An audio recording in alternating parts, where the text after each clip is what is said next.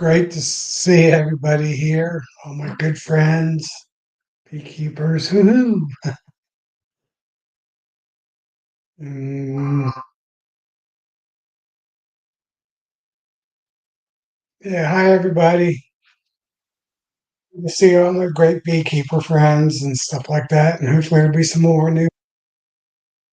Everybody's welcome if they want, even anybody new. It's not a big deal. I don't beat anybody up. Never planned on it, never will. Um, I did pull 10 hives to honey the last few days. Bad news. It doesn't surprise me. It's not really bad news. It's what typically everybody's been getting around here. So I usually average 80 pounds per hive. So if I pull 10 hives, I should have 800, 600 to 700 pounds of honey. And right now, hey Darren, right now I only have about 150 pounds of honey. So hello, Kimberly. Hope everything's going good. So I'm only getting maybe 20 pounds per hive, and I think that last 20 pounds was probably the last 6 weeks. The full month of April was a wash because we didn't just break the record; we smashed the record of rainfall for the month. Then the first 3 weeks of May, we had already were in the top 10, and then it actually did start. Hey Rick, everything's going good. Then the last week of May, we got 4 days of sunshine, and we ended up being number eight, eighth wettest May. In June was a little bit above average, but didn't get any top 10. So you got 4 boxes of bugs. You mean predator mites? I did 4,000 um, 6 different types of predator mites this spring, and then about 2 weeks ago, I did another 4,000. I think it's like $36 for 4,000. It's basically eggs of mixed predators, and I'm working on my chipper. I haven't used it in a few years, so I'm taking off the spark plug, putting some WD-40 or number light oil down it to try to get it broke free from the rust. And we'll take the carburetor off and clean it and stuff like that. After I pull the honey, I'm going to do that and then make some chips up to lay down in front of my hives for the pseudo scorpion mite, which is the best one. No mites, no beetles yet. I've had a few mites. I mean, not mites. A few small hive beetles, but maybe like 5, 6 on some of the hives, but most of them don't have any. So I'm keeping a record on that. Hey, Clay, hope everything's good. So the honey is horrible this year for my area. And I know Greg from up in Zanesville, he totally gave up 1st of June. He went into full nuke, double nuke production for next year. Just sell nukes to make up for some of the total honey loss. He sells nukes, mostly nukes and packages anyway. So he'd be going, hey, Grayson, how many people we got? 11 people watching so far. And 2 likes. Well, I haven't refreshed it.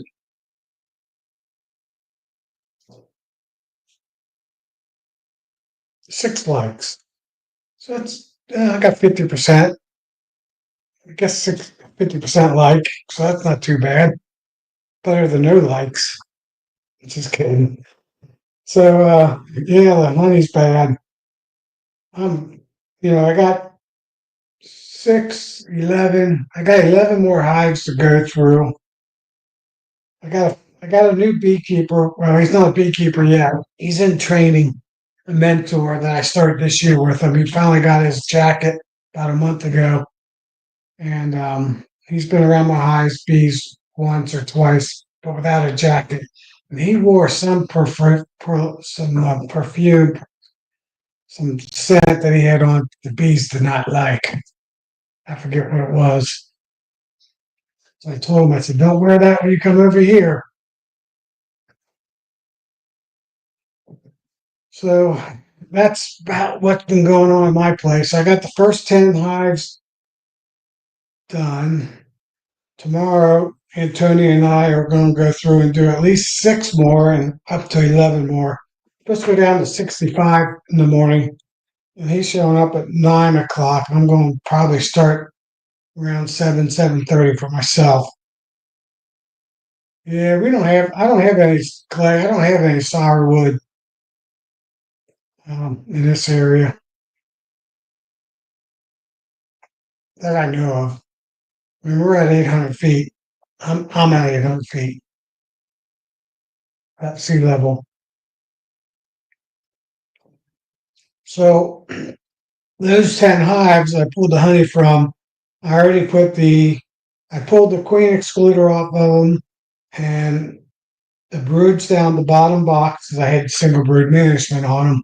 Hey, Mike, from Misbehaving, Hiving. Um, I put the wet deep back on top of them and one super back on top of them.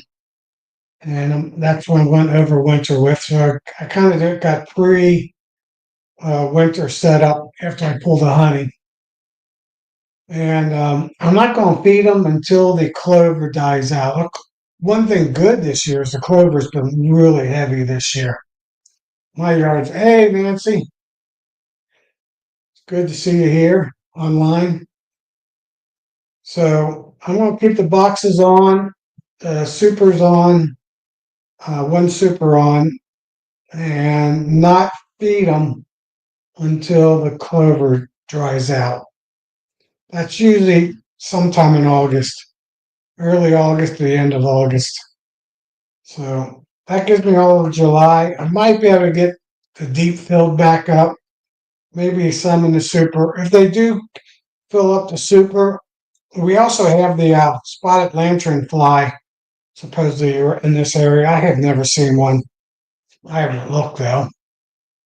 And maybe I'll get this.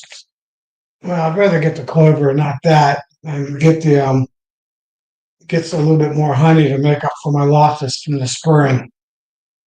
And since 2018, I really didn't notice on 18, but the last 7 years, I've never gotten a fall flow more than one frame, 2 frames at most on my super.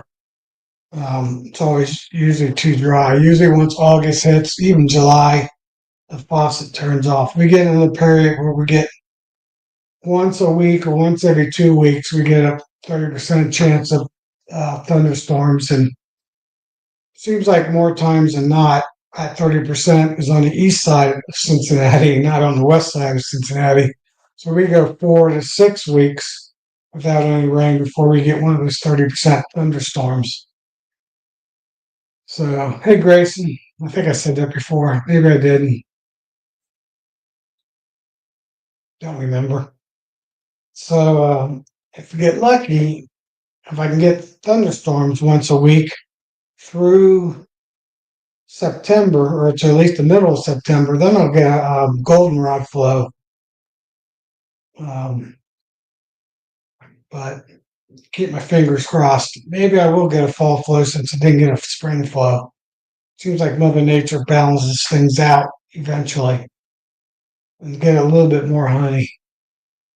So I'm hoping I can pull that top super off when the clover finishes up, and then extract it, put it back on wet, and then start feeding them. to fill that super back up. So that'll probably be like 3 to 4 gallons per hive to fill up that super, assuming that the second deep is full. So at least 7 frames full. That's my goal: 7 frames in the deep and 7 frames in the medium. And I push them all together in the center of the hives, front center, since I run warm way. I'm up to 14 people, so that's not too bad. So one little trick, this is more for new beekeepers, but I think a lot of older beekeepers do this. When you got a frame, let me see if I can get it shown here. Oh man, yeah, here we go. When you got a frame, I have to find the right spot, angle. Here we go. Oh man. Well, either way, when you pull a frame out with bees, don't set it down on the ground that way, this way. Turn it around, set the frame of bees down this way, because you only have 2 contact points here, and you have this gap here, so you're not smashing bees. And a lot of beekeepers, especially the first few year beekeepers, smash queens because you know what happens when you pull a frame with a queen on it, she always runs towards the edges. And if you put the hive frame down this way, my camera does not like this way. You got the whole bottom to smash that queen. So that's one little good trick when you're setting frames down. And you pull a frame out, or two, how many frames you're pulling out. Some down long ways, so you got 2 contact points versus a whole row of contact points. Oh, Nancy's there. Hey, Nancy. Hello. How are Hi. you? I'm good. How are you? We had rain. We had rain today till noontime or 1 o'clock. Oh, we got it now.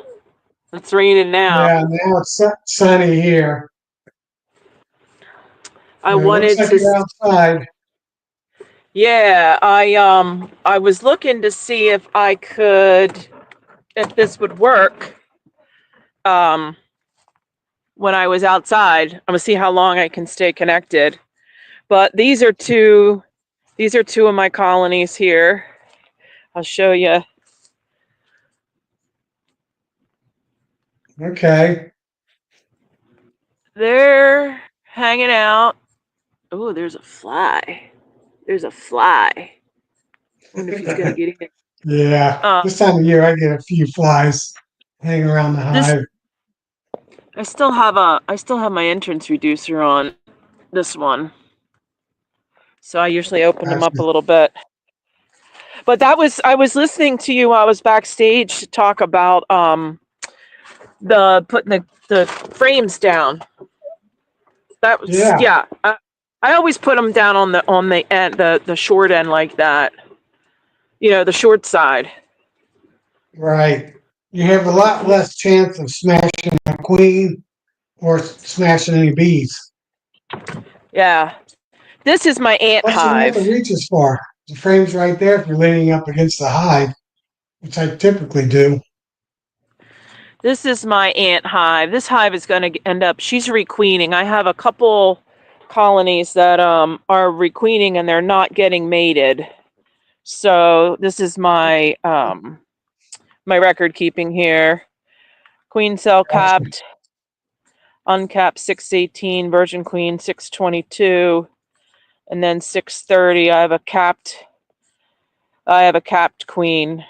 Oh, no, this was my mentee. 7-7. I have to check it on 7-7. So what I have going on in this colony here is there is a virgin queen that is not getting mated. I don't know what her issue is, but she's had time to go out. Now it's been hot, so I'm giving her that. But there's also a beautiful queen cell in here that is, let's see, was 6 days. Wasn't capped yet, but it was a really nice looking queen cell. So I think what I'm going to do with this is I'm going to reduce this down to a 5 frame. Sure. and then put the queen in a 5 frame, and I'm also going to put the queen cell in a different 5 frame. I'll add some Okay. some frames from another colony. This is just a stack of boxes. This is not a colony. There's no bees in that. That's just supers that Storage. here's a mess that I haven't cleaned up yet. This is the swarm that I got. This was from my colony, and this is that Okay. bottom. This is that bottom that I just love with the 3 little 3/8 inch holes that they come in and out of. So, oh, what's can you read that comment, Tom? I can't really see it. Yeah, I said Nancy must be nice to be close enough to the city with no bee fence. So I you don't didn't have a hear, I bee don't get fence, it. but well, I wherever two bee brats, I don't remember his Carl, I don't remember his first name. If my hives are within 25 feet of the neighbor's property of the property line, then I have to put a 6 foot high fence in front of my hive, so the bees are forced to go up. Oh, But no, I've got 2 acres. I'm sitting on 2 acres here. And next to yeah, me over there is a 52-acre dairy farm.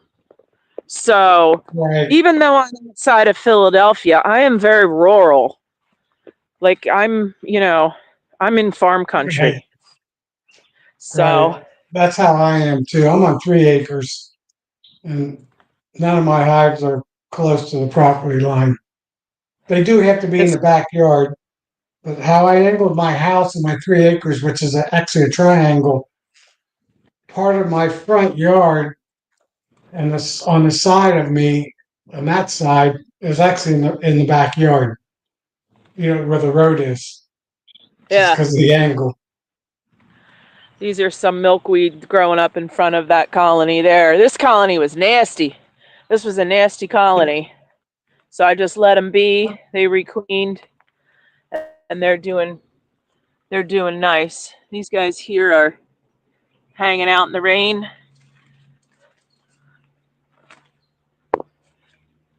This is it. This is I'm Oh, forcing this bear stuff. fence he was talking about. I guess yeah. Huh? I guess you don't have. You're close enough to the city. You don't have bears in your neighborhood. I don't have bears here, but we do have bears that run the power lines. Like bears will be out running the power lines. But this is remember I was talking about having forcing them into 2 double deeps, 2 deeps and a medium. This is what I've been running all year. I did put supers on this, but they didn't amount to anything. This has Gotcha.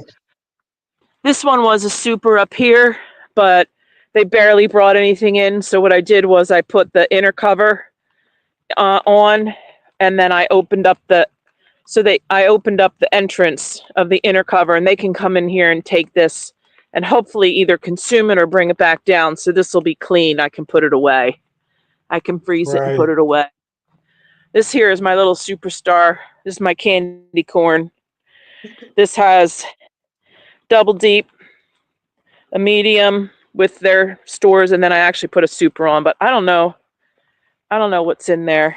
It's raining, so I probably shouldn't, and I don't have a veil on, but anyway, I wanted to see if this would work on the Yeah. going on. The video picture only froze for a second, 2 times or 3 times. Yeah, this is my sticky bus. This is all Nice, things. huh? This is all things beekeeper. Right. I'm looking to get a mower slash loader on Yeah, either, a used one for everybody on this for the chat could utilize future. this cart. You'd know exactly what to do with everything on this cart, whereas other people wouldn't know what to do. Here's a Right. nice one. Yeah. Oh, I should close this up. This is open. These are my tie downs I use. I'm gonna slide this. Gotcha. So I put feed on this one. I gave my mentee two nukes today, and I had feeder on one of them, and I needed to do something with it. So I snuck it onto this guy this morning. Okay. Oh, Oh, you just okay. froze up.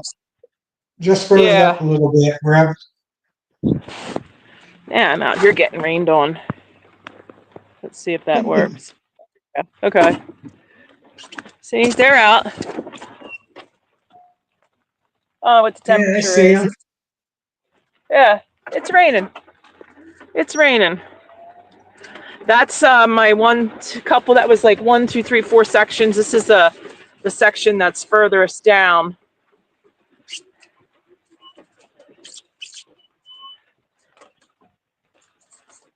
Yeah, I think we got about 1.5 inches of rain between yesterday and this last night and this morning. So good rain. That'll help get the clover going this following week, 4th of July weekend.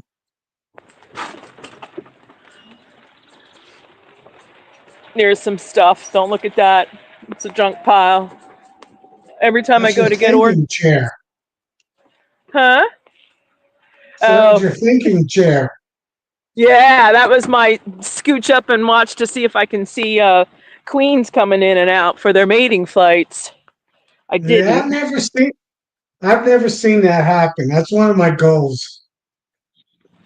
I did. I Hey, saw I Jen saw and Brian I from saw a Utah.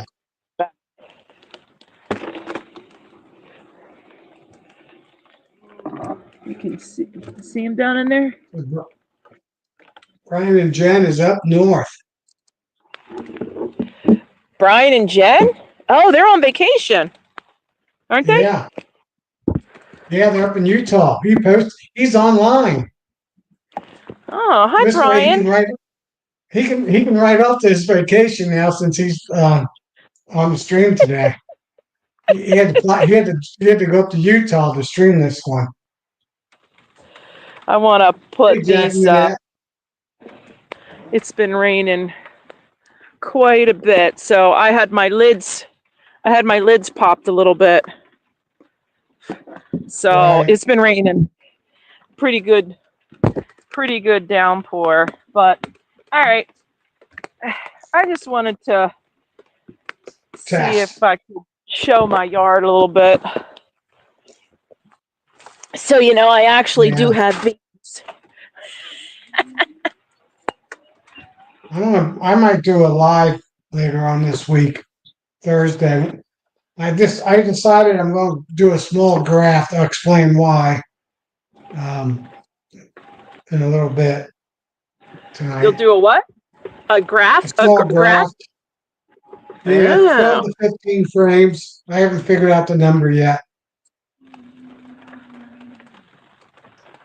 This is my attempt at a swarm trap. It's on an old wooden, like 15. I don't know how tall that is. 15. I don't know how to turn my camera around. Oops. Yeah. Two advices, Nancy. Put it in the shade. Bees get too hot in those traps. They'll go in them, but they won't go in them. I mean, they might go underneath the trap because it's shade. Well, see this yew tree? The problem Yeah, is they always keep in that tree, and that tree is a pain in the neck to get bees out of. It's terrible. So gotcha. I thought, give them something that's smelly good and see if they'll go in that instead of me having to climb a ladder and going into the that yew, or am I saying it right? So that's the only reason I stuck that there. I had that ladder. I trash picked it. Not to use, but just to actually I was going to grow beans or peas or something on it. And I didn't do that. So But anywho, all right, I'm going to sign off and then come back on my tablet Okay. or my. All right. I'll catch you in a little bit. I'll keep an eye All out right. for you. All I'm right. See ya. backstage. See ya. Yep. Bye. Bye. So one of the things I have 12 6/6. I call them nukes, 12 frames total. And since three of my hives swarmed right there from the June 4th to June 16th, right when I was going graft. I was going graft like on the 9th to 11th. Um, I was able to cut enough cells. I got enough queens to put queens in all 12 of those, plus two queens and a Man Lake's three-way boxes. I have two of those. I put a queen on each end, none in the middle. Then I have two four-frame boxes. I put queen cells in those. And I had my 6-frame grafting box. I put a queen cell in that to make some extra queens. Oh, plus one in a 5-framer and horizontal, and Ricky's horizontal hive. Well, I ended up getting 9 out of the 12 um, 6/6 nukes with mated queens, so not too bad there. One of them, my last one of them, I walked the queen in yesterday. I'll tell you how I got another virgin queen um, from one of my honey hives. But um, the two in the three-way, three-frame three-way did not get a queen, or so far they don't have a queen. It's been day 12, so they still might have a queen, might get a queen. I'm running out of time. The two four-framers, one of them got a queen, so I got one queen there. The 6-framer didn't get a queen yet either. That's on the day 12 also, so it still might get a queen. But they were off. They weren't very happy, so I don't think so.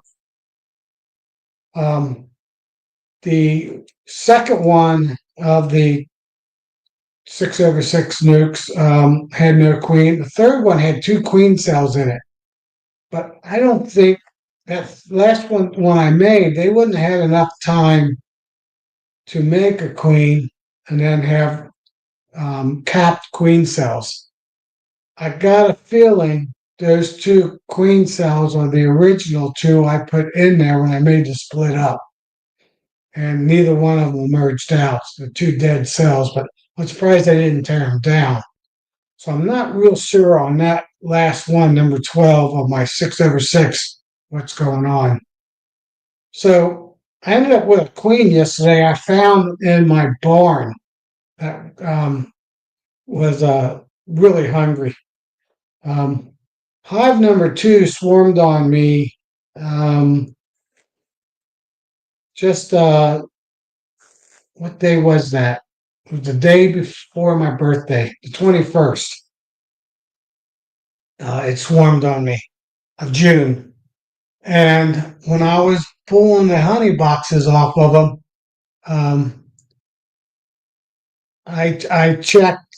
I did notice two frames had a lot of bees on them, but I didn't even think about a virgin was up there. I did check the bottom box, the brood box, and they had eaten all the cells. But since it just swarmed this week, a little over a week ago. I wasn't expecting to find any queen. I was just checking swarm cells, and they were all eaten up from the side and killed by another queen.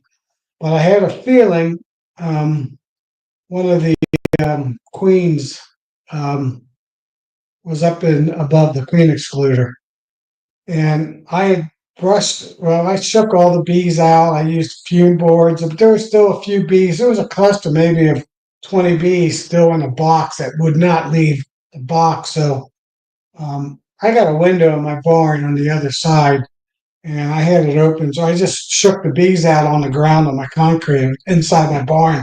and they'd fly out the window. Well, I did that I pulled the honey on um, Saturday. Yeah, Saturday is when I pulled that hive. So I dumped that queen on the floor on Saturday, and I found it yesterday, Monday, crawling on the floor. I almost stepped on it. It was right by the. It was about 10 feet where I dumped them inside the barn, the bees. So I put her in the hive number, the first hive that was queenless, that didn't have a bees. I put it right in the front entrance, and I didn't have my phone with me, so I didn't videotape it. And I spent about 10 minutes feeding her and grooming her, and then she walked in the hive. So I need to check that one in about 2 weeks and see if they got a queen. So let me see. So that one I got weed queen, 2 out of 3. So I need two more queens for my 12 by 12. I have one queen um, in my 4 by 4. Well, that's it. And so far, I don't know about hive number 2 if that's going to have a queen. And hive number 12, I'll be checking tomorrow because I got through hive number 10. So second hive I get into tomorrow morning, I'll be checking to see if they have a queen. It'll be over 3 weeks on that hive. So they should have, if they don't have a queen, I'll take the hive from my 4 frame hive and plug it into that into hive number 12. So that actually only leaves me with one other queen that I can move into my 6 by 6 frame. So I'm short one queen there. Then I won't have any queens hives in the Ricky's horizontal hive, and I won't have any of my 2 4 by 4s, and I won't have any of my 6 framer. So that's about, let me see, that's 2, 3, 4, plus 6 more. That's 10. That's 10 queens that I could make, do another round of splits to make up at least those 6 by 6s and get a couple hives in the horizontal and get a couple hives in the 4 by 4s and the 6 over 6 definitely. I mean my 6 over 6 hives. And they don't make queens. So I think I need 10 queens. I think I'm going to do probably 15 cells, 14 or 15 cells Thursday. So tomorrow I got a new beekeeper coming over. He's gonna get some nukes next year. He lives closer in town. Actually, lives in town in Cincinnati, in Western Hills area. Not too far from me. Probably about 15-minute drive. 10, 15 miles. 10 miles east. So I can get those queens, and that'll be my last graft. Out of those 15 splits, if I don't get all 10, at least get my 6 3 by 3s and some of my other boxes with queens in them to have a little bit of insurance going over winter. So that's my game plan. So Nancy's not back on. Hey Keith, hope everything's going good. 2B brats. Carl, yeah, that's what I thought it was.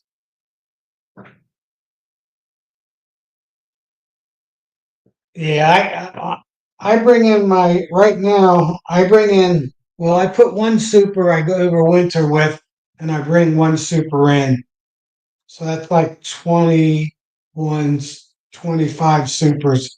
I run one deep and 2 medium supers typically for honey, and I think I got 3 or 4 extra if I have to put a deep and 3 medium supers.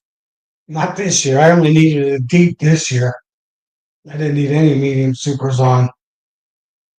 The irony of this, of all my 7 years of beekeeping, this is the first year I had, out of my 21 honey production hives, I had 15, 16, I had 15 of them, medium, big to big, by the third week of April, and our flow usually starts early April to mid-April, but it was about a week late. So I'm thinking it was about the third week. So my hives were in pretty good shape when the flow should have started. And of course, best prepared I've ever been with the flow. Hey, Nancy back. And it was the worst year for honey flow. So prepared the most, the best, and got the least. That's the irony of beekeeping. So the good news is my hives are big this year. They're healthy. Most best I've ever had them healthy, and I have almost all my boxes with queens. Like I said, I can max out with 10 more queens. That'll get me up to like 50 queens, mated queens. So that's my goal. So when I go next winter, if I lose 20%, I got plenty of backup queens to fill in my production hives. Or maybe next year, April 1st, I'll have 21 big hives in my backyard. Maybe. And the flow will be good. But actually, I'm only going to have 16, I'm only going to have 18 hives because I am going to move 5 hives to my second property. So they're going to have 10 hives. Yeah. This fall. This winter, I'm going to move them when it gets cold. And I'm going to run 18 honey hives here and 7 resource hives here.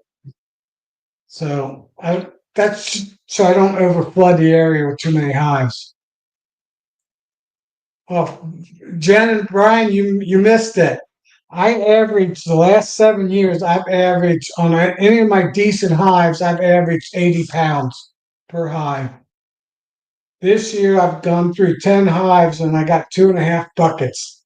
So I have around 150 pounds of honey. So each hive's giving me no more than 20 pounds per hive this year. And like I said, I had my hives ready this year, best ever for the flow. So I'm just the opposite of Keith. The clover is really good, so I'm hoping to get some clover honey here this year. I've gotten some. Actually, my honey's already pretty dark, golden, dark golden color. So that means I got some clover in it. So I'm hoping to get a box full of clover in the next 5 weeks. If we can keep getting rain once a week, well, I'll get that. Hey, Randy. I didn't get to see everybody that was on here earlier, like hi Grayson, Clay. I knew Carl was on. There's Randy. Yeah, and Keith Spillman, he didn't get to see my little field trip. His yard is so neat and orderly and everything's just so perfect and just right. I wanted to show him how the other half lived.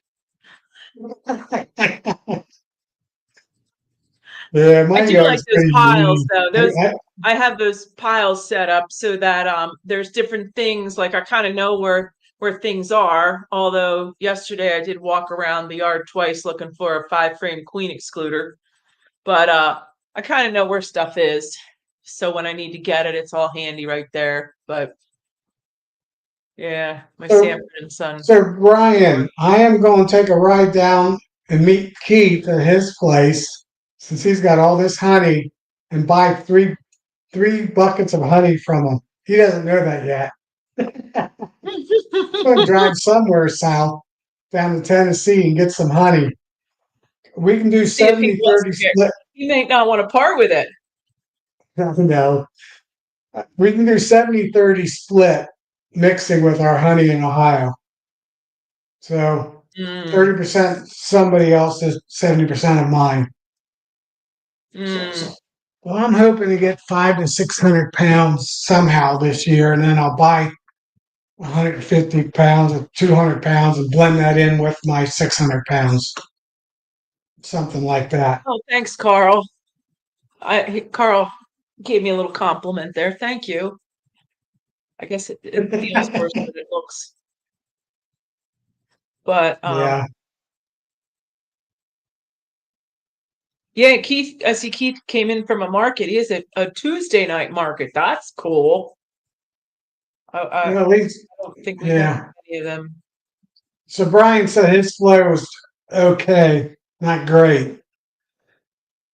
Yeah. Hmm. And like I said, we smashed the record in April of amount of rainfall, not by just a half inch. I think we beat it by 4 or 5 inches. Wettest year ever. And May was number 8. So not a good year. And I know talking to people like Greg, he totally got rid of his. He didn't pull any honey. I know Brian up in the northeast of Ohio, he's got no honey. And I talked to some other beekeepers around here, and it's the same old story. So, like I said, it didn't surprise me. I was hoping 30 to 40 pounds, half, but I didn't even get that. You mean Burns? Greg Burns didn't get any. No, he Is didn't it get any Greg? honey.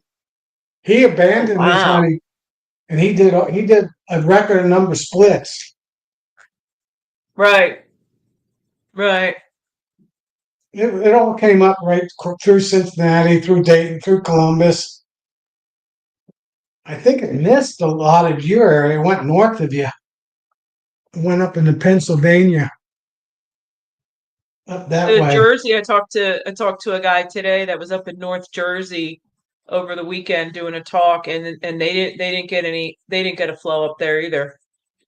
Yeah, So it's same across rain came it's across across. the country. Yeah, people, the flow just didn't happen. Right. Um, yeah, so Darren says he set his hives up. I didn't set out to set mine up like that. It just is the way it happened. When I first started beekeeping, I had one nice little three, 3 colonies. It went to 5 colonies. It went to 7, and then I had a swarm. I got out of a tree in the back behind. So I boxed that swarm. It was my swarm. I boxed it and I dropped it right below under the tree that I boxed it. And then that's how I ended up with thinking, wow, if I do all these little sections, I can go through one section, tear it all up, smoke it, do whatever I need to do. And then I've got, all these other hives that don't even know I'm coming. So that worked for me. Yeah, all my images are in the center of my hive, and I run 30 inches between entrance to entrance right Mm-hmm. now. Mm-hmm. So when I do move my hives, I might stretch that out to 36 inches, 3 feet. So here, Oh, Darren, I can. I talked to some my friend George, who's a third generation beekeeper, and he said and he's a year older than me, so he's 65. And he said this is the worst year he's ever experienced. So the last well, he probably can't remember the first 5 years. So the last 60 years being a beekeeper, he doesn't know of any of this bad. And he can't remember I asked him, I said, how about your father? And he goes, I don't remember him complaining that they had like no flow. So we did set a record in April, and our flow starts in April. So I'm trying to share you, nine Tom. I was trying to nine share hundred. you. What's that? I was trying to Oh, share you on my channel, but I don't know how to do it. it should be in the upper right hand corner. Yeah. Yeah. Since I'm doing it, I can't share, but you should have a ad, I think it says, or something like that. Edit. No. Or plus? Reach out to the team owner to upgrade the plan. Well, that's me. Yeah, and I have a paid. Oh, here. What's this? Nope, that's not it. All right, I don't know. Keep going. I'll push some buttons here. See if I can get it to work. So yeah, it's just one of those years. But like I said, my clover in my yard is rocking.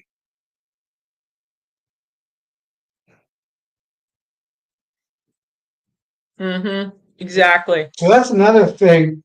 This time of year, when the flow's not happening, when you open those hives up, if you got inner covers, pop that lid off, hit some smoke on them, and then back off for 2 or 3 minutes, just a few feet. Let those bees that got whirled up settle back down, and 9 out of 10 times the bees won't be that bad then. Oh yeah, I go in.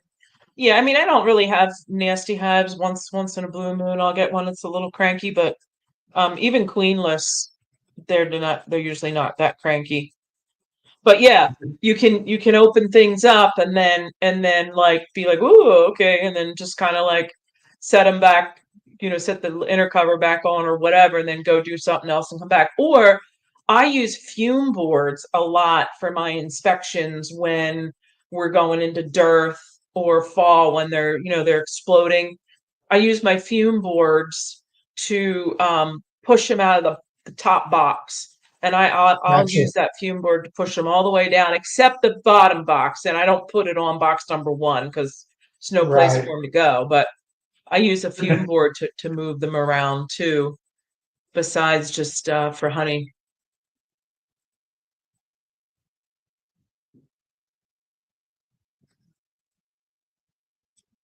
Yeah, that's good, Clay. So his flow's still rocking. The linden trees are finished here, so that's the last tree that blooms. So now it's just flowers. People's gardens, people's Mm-hmm. and clover. There's still too many people that believe in the green lawn. Yeah. In, in fact, my wife's not too unhappy, but I bought some agriculture weed killer that doesn't kill clover and soybean. So there's a herbicide that's created that doesn't kill clover or soybean. So people that plant soybean, they can keep the clover and the soybean and kill everything else. Well, I bought some of that stuff. It's a little expensive. I think it was like for a gallon, it was like $90. So I put the recommended, I think it was 4 ounces per gallon or 2 gallon and a half. And okay, so I sprayed my top field only, and it didn't touch the clover, and it didn't really kill the weeds. It killed some of them, but the other weeds that were taking over my yard, taking over the clover, it didn't kill. So I went 1.5 times the recommended dosage, and it worked. It killed all the weeds. It did nip the clover. It stunted them for a little bit, but in 2 weeks they rebounded right back. And the only problem is it killed all the grass too. And I sprayed my whole property, my whole yard, my front yard, my backyard. And my backyard, I don't have What were too you much. trying to get rid of, Tom? What were you trying to get rid of when you sprayed it? It was like creepy Charlie and some other weed that I had that was Okay, I got you. overtaking my clover. And the bees don't really hit that too much. I don't see bees on it. I've seen bees on it, but not much. So I was really trying to kill that more than anything. And my one and a Oh, half there's times Tim. worked. It killed it. Gunline Bees. But Gunline Bees is on. Hi, Tim, or Hannah, or Tim and hey, Hannah. Tim and Hannah, hope everything's Yeah. good. And it killed the grass too. Well, I guess to a farmer, grass is a weed. So you have to Yeah. be really careful when you buy agriculture herbicides for those type of plants. But so my Well, clover should be really good next year because it doesn't have much competition right now. well, I think clover isn't clover something to do, and I don't know what about nitrogen. Doesn't clover like balance the nitrogen in your yard? Like if you have a year where it rains a lot, the nitrogen's flushed out, you'll have lots of clover to balance the nitrogen again. Isn't who's our scientist that would know about that? Clover clover adds nitrogen to the soil. Okay, It, right. it, So if you have a right, so if it's washed out and you lose a lot of nitrogen, the clover will help bring that back up, right. right? Is that how So it the works? smart farmers plant clover with their soybean, and some people do it with the corn, but I don't see it too much with the corn. So it helps their soybean out. So there are companies now that's made herbicides that don't kill either one of them, but kills all the other weeds or most of them. So I tried that to get rid of the creepy crawly that's got a whole acre of my field up on my bees that took over all the clover. And it worked, but it worked so well that it killed all the grass. Hi, Kimberly. Hi, Kimberly. I didn't know Kimberly was on. There she is. Yeah, Kimberly's on here. Where is Kimberly again? Remind me. What part of the country is she from? I don't remember. I don't think it's west.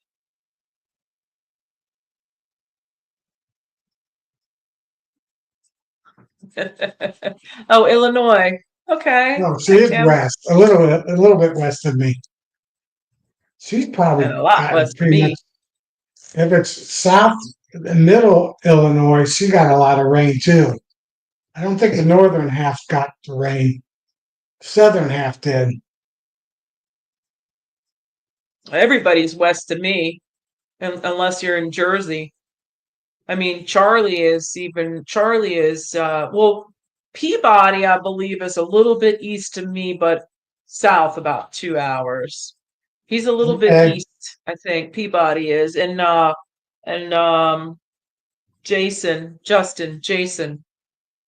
Justin. Um, but Charlie's directly south of me. He's not east or west, straight south, straight shot south. But yeah. It's been raining every day here. I can't believe last year was such a drought, and I've been so scarred from that drought. I've been traumatized from that drought, and now it's been raining every day. Like Hannah says here, it's been raining for days. It's been raining every day. And it feels like, hey, Pete from Colorado. Yeah, It feels like it's been it raining is for days. irony that last summer we had dangerous extreme drought. I think they made a new level Hmm. of drought. And now the spring Oh, has been super wet. So I guess we're average now between the 2 years. yeah, that was a traumatizing drought last year. Yeah. Traumatizing. Yeah, I learned my lessons. Don't have knee replacement surgery in the fall or in September. No, you got to do that after the expo in January.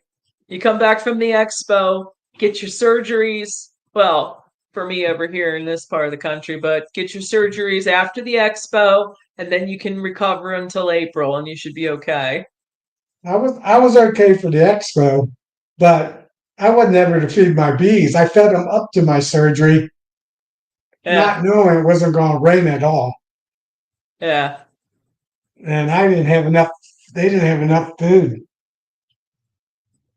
going into winter. I yeah. put Mine are bringing sugar some bricks in too.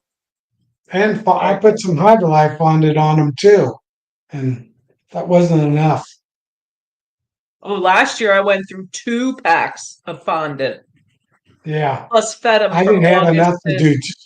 I didn't have enough of it to go 2 packs. I was not Mhm. prepared.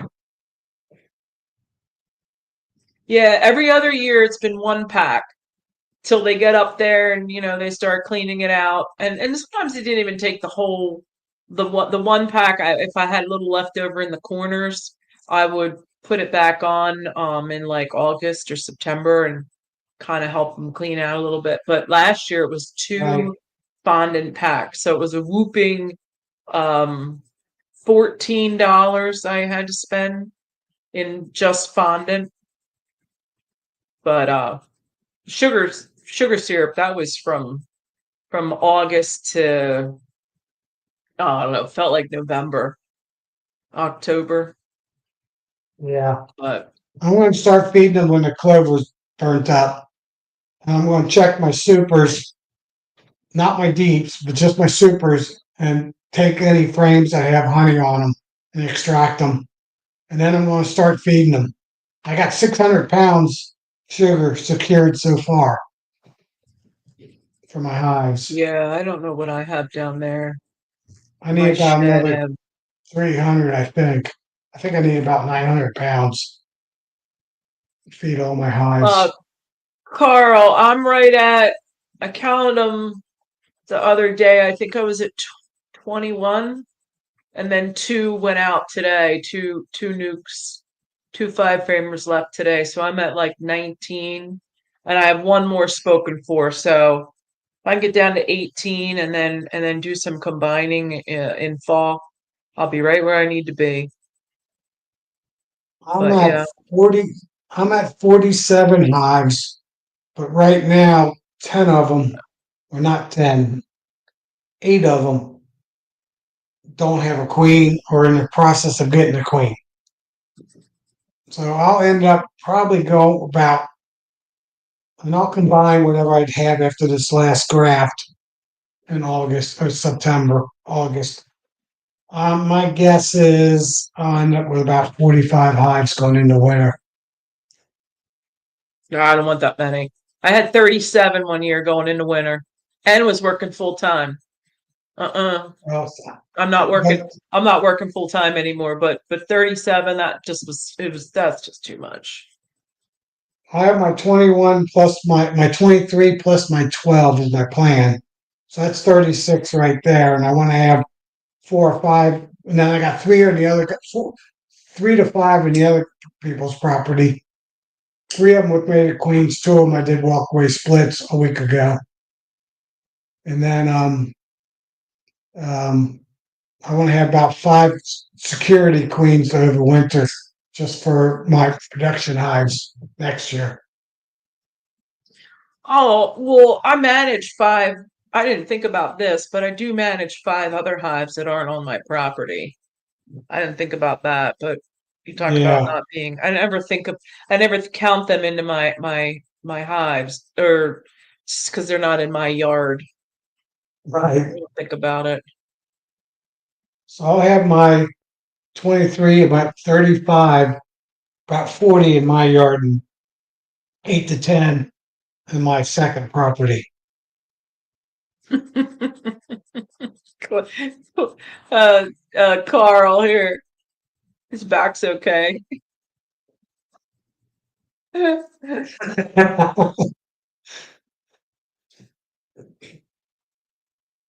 going to buy a loader so I can just put my loader right up to the back of the hives and slide them onto the loader. That's my game plan. I don't have enough room to put a lift to get to really maneuver a lifter. I got Well, 8 feet. the only time I lift a full super twice, going up onto the table, and my cracker for extraction is once. Oh yeah, no, I guess I only lifted once. Thought it was twice, but I put frames. I put frames in at a time, and then I just lift it off the I pull the cart right into my garage, and then I take the full box off and stick it onto my cracker and then extract. So I only lift a full box, a medium, once. Gotcha.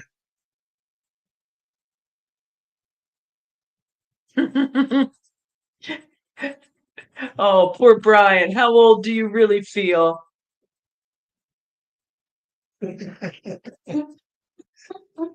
How old do you feel, Snooky Bears? Yeah, come on, Brian, you're young. I I'm know, right? 64 and I pick up, well, this year I haven't picked, the only, I've never had a full deep yet that I've pulled this Oh, year. no way. The best No way. is I could never 7 pull a full frames. deep.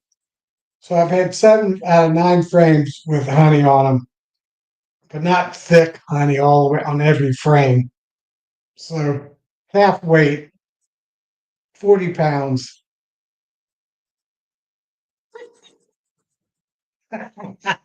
Yeah, I'm not even Yeah, lifting 10 frame. Mine's 8 frame. I'm lifting 8 frames supers. So it's not even 10. well, But I run 9 frames in my 10 frame for honey. yeah, I sometimes run 7, but that's splitting hairs. I mean, not most of them are 8. Once in a while. Yeah. Well, I noticed, Nancy, I have 3 8 frame hives on my other property. I noticed when I have 8 frames in there, I have a lot more room in that 8 frame. I can almost fit 9 frames in it. Have you run into Hmm. that? Uh, yeah.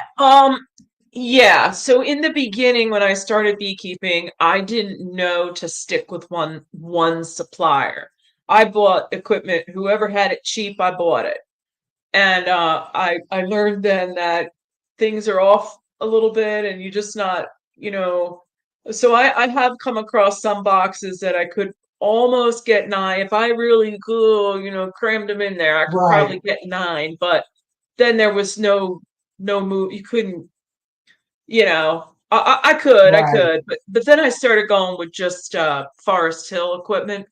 The Amish guy out of Pennsylvania, he supplies lots and lots and lots and lots of uh, beekeeping supply houses, equipment houses. But I started going with just one and realized that there's an advantage to that. right. Yeah, I bought. There was a beekeeper I knew, a lady. Well, her husband kept the bees. He and they were when he passed away when he was in his late 30s, and Oh. She had 5. He had 5 8 frame hives that they worked together on the property, and she didn't know how to keep the bees. So 2 years later, she decided to sell them, and I gave her a fair price, and I bought them from her. And Mm-hmm. I figured they went for 2 years and they didn't die. One of them did out of the 3 hives. But I ended up bringing back 4 hives, and I made 3 good hives out of the 4. Three with bees, 4, one was empty, but some of them had rotten That. bottom boards. So I ended up with three decent boxes, 3 hives. Mm-hmm. That's how I got those 8 framers. Howdy do, Matt. Hey, Matt The rain must have blown through because and we got it. Dee. We got it late. 5 o'clock. I think it was really cracking and coming down here. So you guys got it Yeah, earlier in the day. I got it yesterday, late yesterday, this last night, and this morning. We had Mm-hmm. storms yesterday, late afternoon, evening, heavy rain. Almost enough to get my dry creek running, which some years it doesn't run. This year it ran all spring. Says, oh, Yeah, I have a dry creek next to me that ran the first couple years we were here. It always kind of has a trickle, but it's about 8 feet. There's about an 8 foot drop, so it gets really rocking and rolling sometimes. well, yeah. My yard probably drops 780 feet, 100 feet between the top top of the ridge to the bottom of the ridge. That's a hill. Oh yeah. It's a steep hill. It's on the west side of Cincinnati. It's really hilly. I mean, we got Deep. technically six mountains. They're 300-foot cliffs, sides, and they're steep, straight up and down. Mm-hmm. They're steep. Yeah. Towers. Oh, Keith's making a funny a wet creek. Yeah. Well, they're supposed to be wet, but sometimes they're dry. Yeah, Matt, Yeah, what are you seeing? I know Matt was on the other night, but I don't remember what he's saying he's seeing in his supers. I saw some pictures of Matt's hives, and he's got like 6 supers on, but I don't know. Yeah, Matt, what's your flow looking? yeah.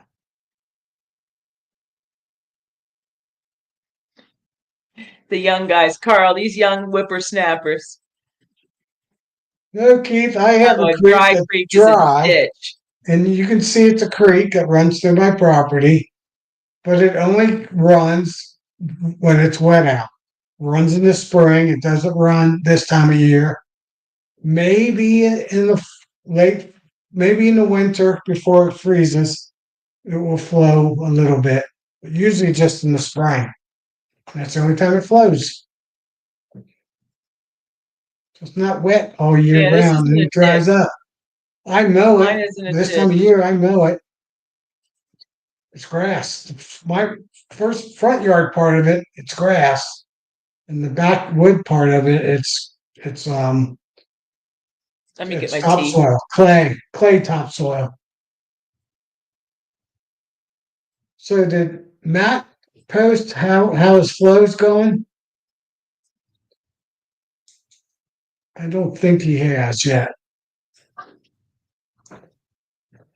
So I don't know. What's another good tip? I tell you one thing. I got my biggest, best hives this year, and this is my first year where I've gone warm way with the hives, and I I think it really works good. And I didn't notice any.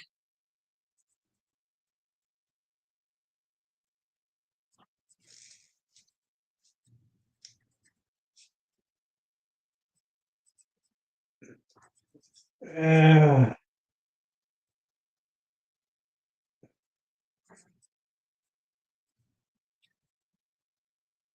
yeah. Okay.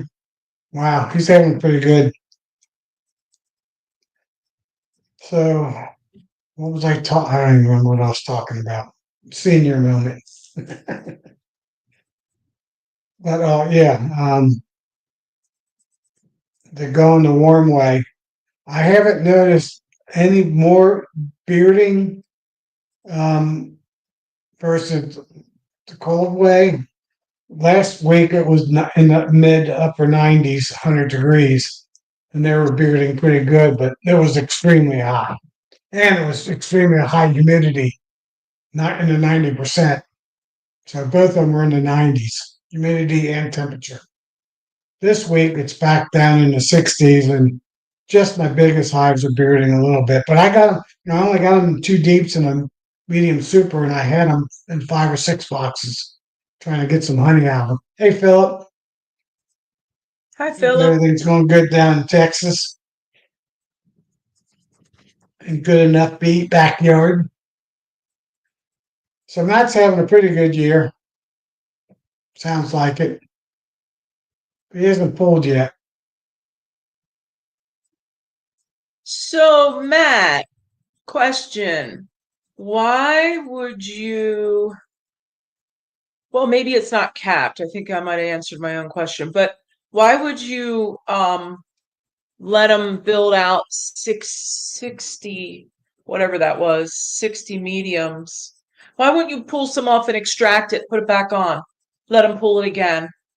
I don't understand why you would go that More long. work. It's Hmm? more work. Oh, yeah, But bees yeah, are good. Yeah, honey crop is not good. Yeah. I would, Uh, I would, I would have pulled some off and put it back on, wet one back on.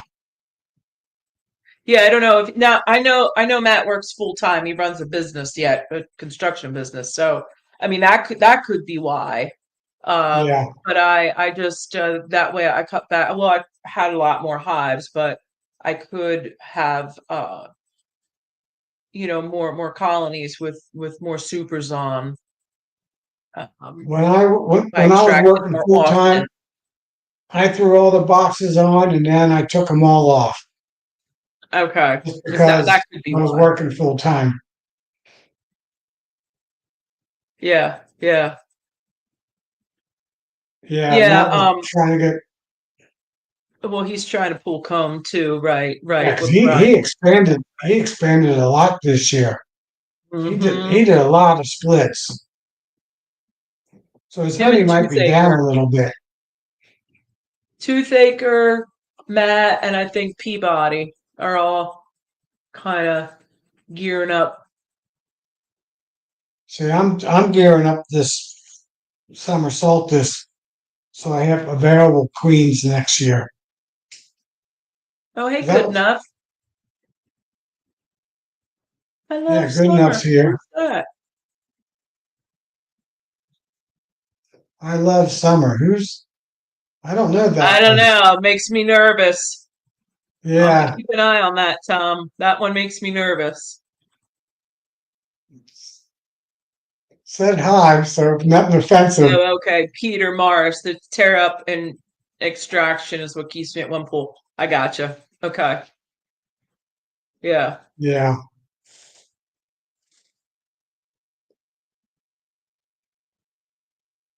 All right. When so I set I up could my think extraction room, I leave it up for 6 weeks or whatever. I leave it up till I'm done, and then I tear it down.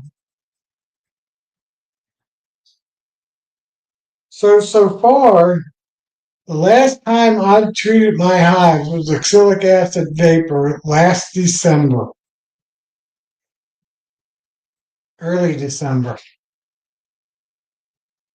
And so far I have seen no any issues with any of my hives so far. In fact, my hives are the best ever. I got a feeling all these chemicals are more damaging than the people who sell these chemicals advertise. Nah, that's not a road I'm going with, Tom. I'm not traveling down that road with you.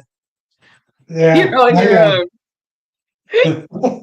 Well, let's put it this way. I joined the no treat beekeeping, and when I told them I wasn't Yeah. treating it anymore, I had over 700 people congratulate me.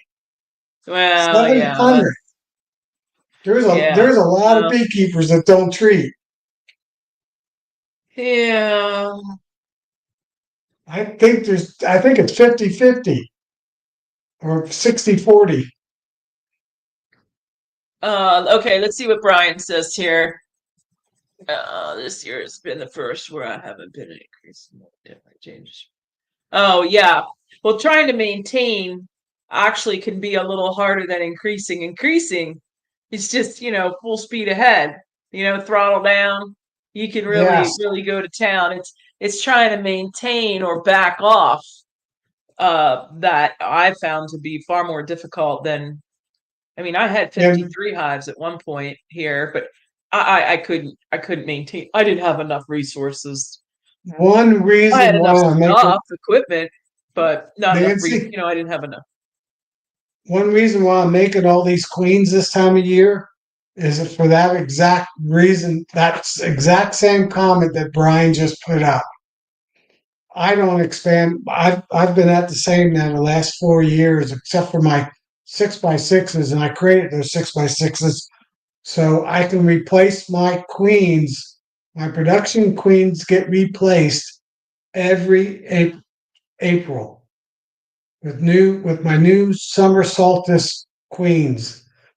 And last year I had zero hives swarm. The year before that I had one, and this year I had four hives swarm. three of them came from those nukes that Chris Warner and Corey Stevens and I bought from Cayman No, this spring. So I think those might have been more than one float queens. I think those might have been made up last fall. no. Vincent, Vincent has a question. No, that if it's a strong, and make sure it's a strong colony. That queen's pheromones will turn the ovaries off of those laying workers. But yes, that is my go-to with a laying worker is to combine it with a strong colony.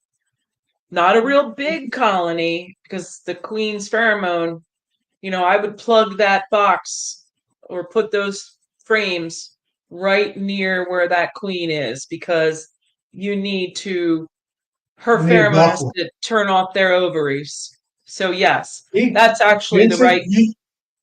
yeah, but he could, before he does that, he could take that hive, move it 20, 30 yards away, shake all the bees out, put Why? that hive, put that hive right back where it came from, and those multiple queens that are laying worker do not know where that hive is because they've been doing it more than 3 days, and they will not fly back. But why Only would you the want to lose that workforce? Why would no, you want to lose that? they're all fly Huh? back except for those. So Yeah, but laying you have workers, three that or could be three quarters. that's only a few. That's only 3 or 5 bees. When you got a laying Well, I worker, don't know. I would just I would just use a strong queen to shut their ovaries off. once they got a laying worker queen laying eggs, the other ones will not start laying eggs. They're shut down because they got their queen already. So there'll only be a few laying worker queens, and then They're not, well, then they're put not that queen. nuke in there. Yeah. Mineral oil kills bees. What's this? We're about to find out if mineral oil kills bees. Mistakenly. Get your glasses Ooh, fixed, Philip. Get your good glasses on. I mistakenly used mineral oil instead of glasses to make your. I have no idea. Oh. Uh-oh. Well, let us know, Philip. Maybe it killed mites. Wow. Honeybee. Hi, honeybee compound. Yeah, I And had to yes, be I'm compound. picking on Philip. Philip can take it. Jugs were identical. Oh no, Philip. Oops.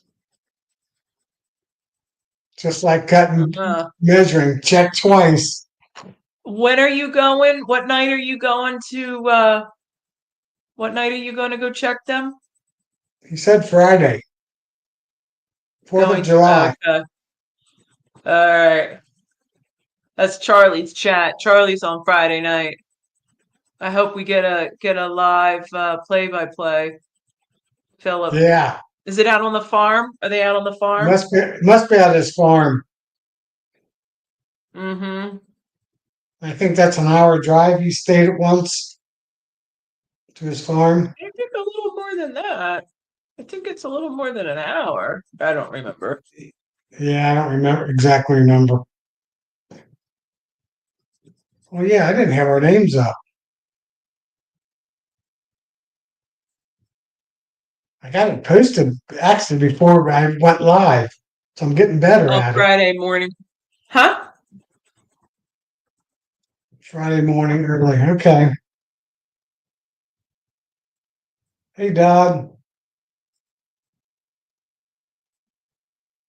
Oh yeah, every year there's a new treatment. Carl, um, Charlie had something on. What was that treatment Charlie was talking about? Just the glycerin Norox, pads. no, Norox, Norr. Someone's got to have it Yeah. on for their tongue here. Wanted to, Ian was saying something about there's a new treatment up in Canada, but it's not approved in the United States. Yeah. Charlie had, what's it? Hold on, let me look here. Let me look. Let me go look. See if my Noroa. Here it is. I don't think it's approved Man in the Lake. United States though. Here it is. Hold on. I'm gonna share screen. Here we go. Yeah, Vaxasan is one of them. Nora is the one. Coming soon. This is the one from Yeah. It's not approved. It's not approved yet in the United States. well, yeah, when they would, but I mean, Man Lake's gonna sell it, so if they're advertising it, it means it's around the corner, I would think, right? Yeah, you never know. But this is the one that suppresses the mite, right? Isn't that how it works? It suppresses the Reproductive, mite's not able to reproduce. reproduce. Right. Yeah. So this is the one you want to That's look it up. It's on Man Lake. that's the new And then thing. Charlie was talking about another one that Viroxin. Roxasan. Yeah, Brian posted it.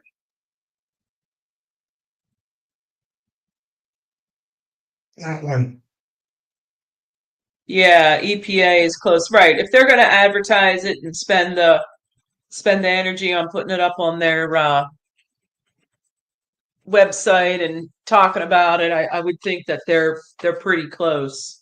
Whatever that entails. I have no idea, and nor do I want to know. Yeah, I don't wait and see. But I'm not treating anyway. I'm getting away from it. I think I got the I'll right. never be able to not treat. I've been Not where working I 4 live. years on my genetics and grafting my 5 years grafting my own queens. So I'm to the point I think I got good enough queens now that I don't need to um, treat these hives so much.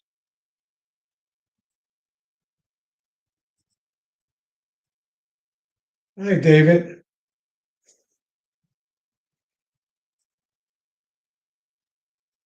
Okay.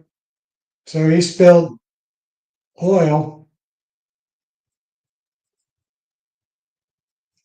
I wouldn't think mineral spirits would kill the bees. They have to clean it up.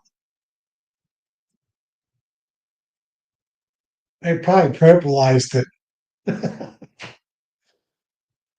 during the process. Yeah, I don't know what beads do with oil. I don't know if, Me either. the oil suffocates them or if they get stuck in it. I've never had bees around oil to know what they do and don't do. Yeah, just like Brian C said, Yeah, yeah. extended mineral oil. Never know. A lot of things happen because of accidents.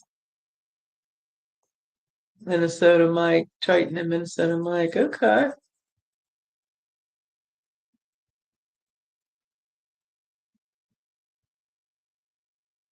Yeah, I We were missed that talking comment. about we were I think we were talking about making your own OA strips last night, and JW was asking, and then we Bill was saying that the guys that used to have the DIY videos on how to make your own OA strips, they're all taken down. They have no information on how to do it anymore. They didn't want you doing it, I guess.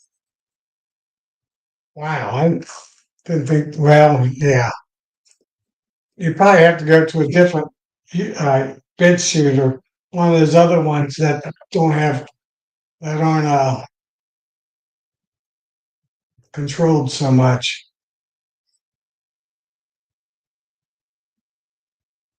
Oh, this is interesting. Yeah, Uh, where's EFB?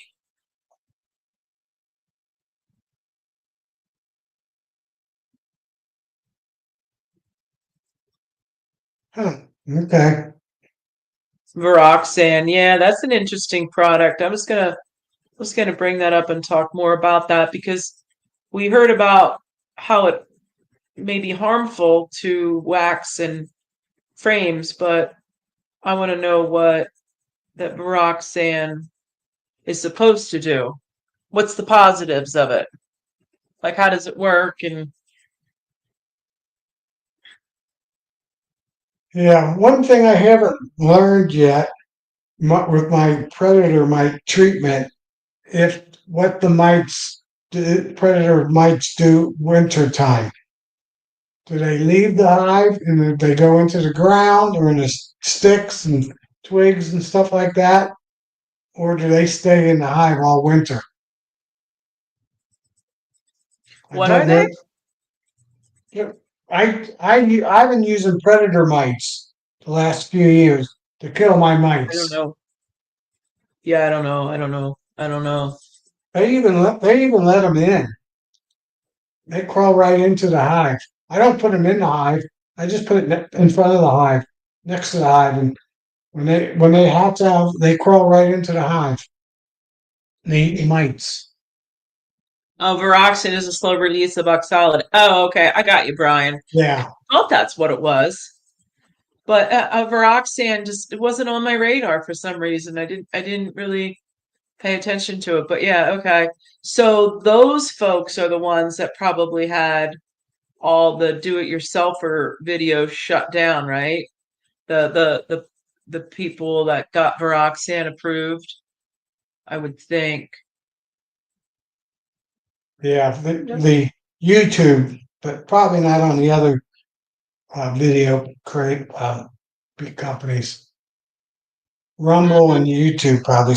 BitChute would probably still have it. Here you go, Tom. Um, I buy them. You can buy them from Amazon. You get like 4,000. Comes in a box in a little container. But it'll be like sawdust and eggs, about 4,000 of them for like 36 bucks. Those are six predator mites that eat mites. And then there's a common mite that's all over the United States, every state, and there's so many of them, called the false pseudo scorpion mite. And it's a bigger mite that has actually big claws like a scorpion, but it doesn't have a tail. But it has a poison stinger in their claw. So they go in there to the mites. They actually have video of them taking a varroa mite, poisoning it, and then eating it. And I, when you put all these chemicals in there, you're killing all the mites. You're killing the good mites, the predator mites.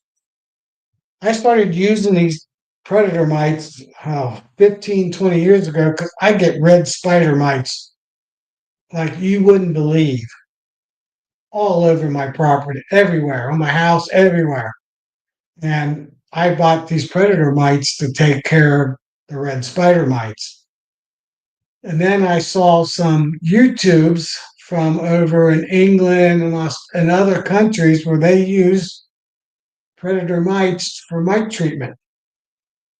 And they have scientific studies on predator mites killing mites. You have to dig for them to find them. Hmm. Companies don't want that information. The chemical companies don't want that information out. Just like Mhm. now you can't make glycerin pads, YouTubes. Similar thing. So I'm using, yeah, pseudoscorpion mites. They're the best one of the seven predator mites. They're hard to find to buy them because they're everywhere. Now since I started looking for them, I've actually seen a few of them walking around my horizontal hives. So I keep my leaf clutter around my hives, stuff like that, because that's what they like to live in. They like mulch.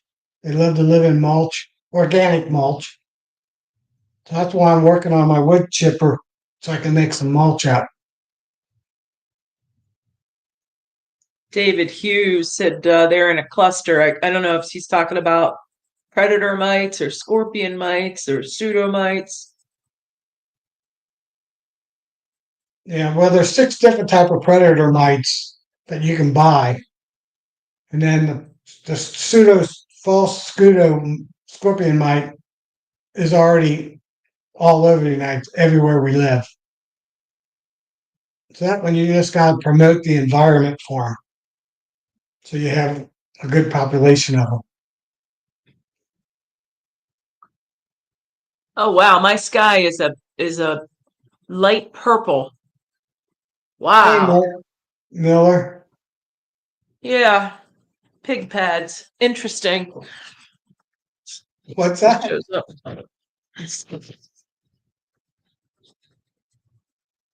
Oh, sky, Can you see purple that? sky. That's weird. Yeah, it's a light purple. Wow, I don't even think that's doing it justice. But the computer is actually doing it justice. But anybody else see that? That's crazy. I don't think I've ever seen Yeah, it's like a light. a It's like a purple, light light purple. Oh, purple you know what? sky.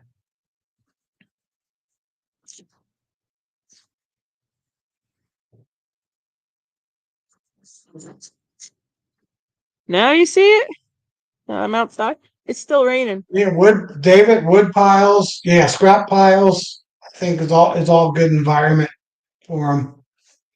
They like to hide in that kind of stuff, so they don't get eaten. So that might be one of the reasons why I never had a mite issue, because I've always been buying these eggs. Here, let me look them up.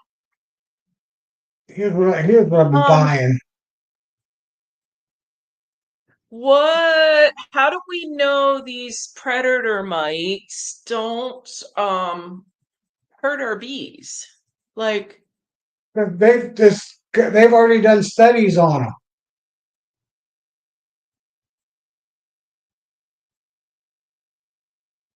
There's studies out already on them. Universities have already put. They actually have videos showing the false scorpion mite eating grower mites. what's good enough talking about? Back to colors again. What's good? Oh,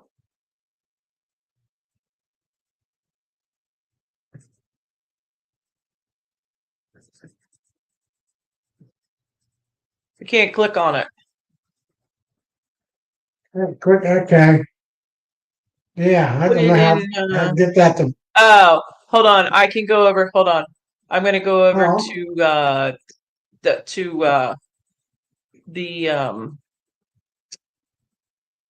YouTube. I bet you can click. There you go. I can click oh, on is it it? through YouTube. I bet you. Here we Oh, go. Here we go. Okay, I can bring this up now. maybe I All gotta right. post it in YouTube. Yeah, I got it. I got it. So this is what he's talking about. Yeah, $36, 4,000 mites. That does my whole property. Yeah. Yeah. Yeah,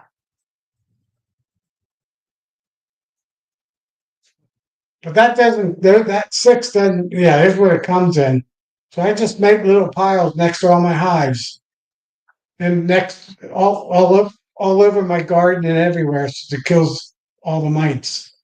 And in 2 weeks, I have no more red spider mites. So gone. So that's what I buy.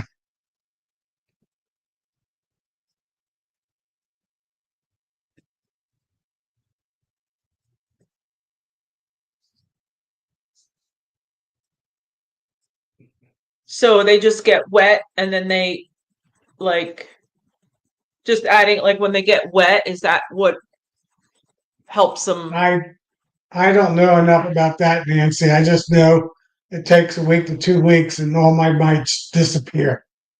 All the red spider mites disappear.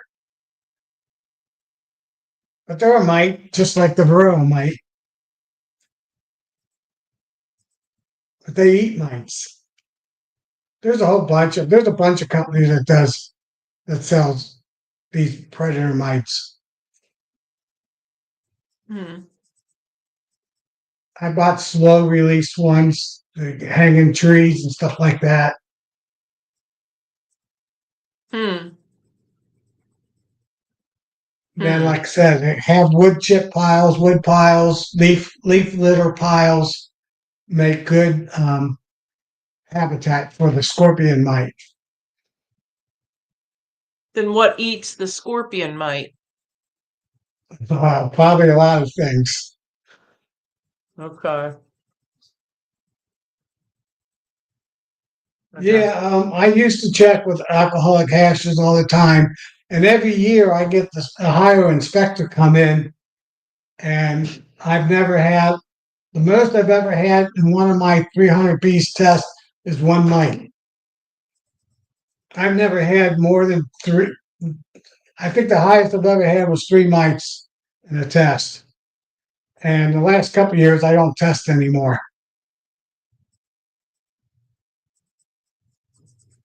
Yeah, a mite that kills mites. But in Mother Nature, every animal's got a predator, and every animal's have a predator that eats the predator. So you get Yeah, I just want to know who's eating the predator before I would incorporate a predator. Like, I want to make sure, you know. I would think some of the ants would be stuff like that. I'm not sure. That's why they like wood piles Well, and piles to hide in. see, Collector Rick says mites will what something can survive up to 100. I think bees can go to 130. Yeah, So anything 104 mites are gonna degrees go will to. kill mites too. That's a I magic think number, 104. don't mites go up the same height, the same as bees? Here we Well, go. no, that's Sammy Ramsey. Ramsey did some, but I don't know if that really ever took off. That experiment where he was putting the heat on for the Varroa. We never really heard about the outcome of that. So Oh, yeah. yeah, I mean they're only going to 105. We got mites and Let me Mark. Mark, I can hear Mark going. Hmm. I can hear you.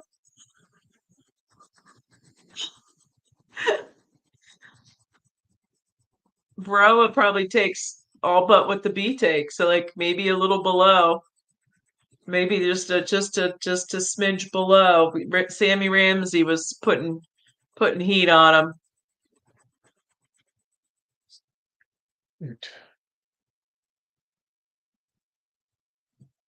That would be a good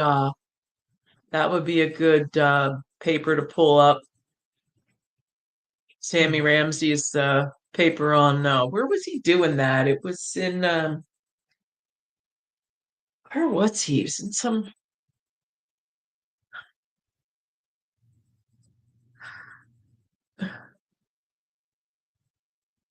what the heck? Yeah.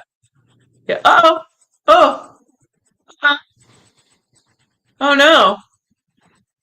I can't be in charge. No, no, no, no, no, no. No, no, no, no. Where did Tom go? Oh dear. Uh-oh. Where's Tom? Oh boy. Oh no.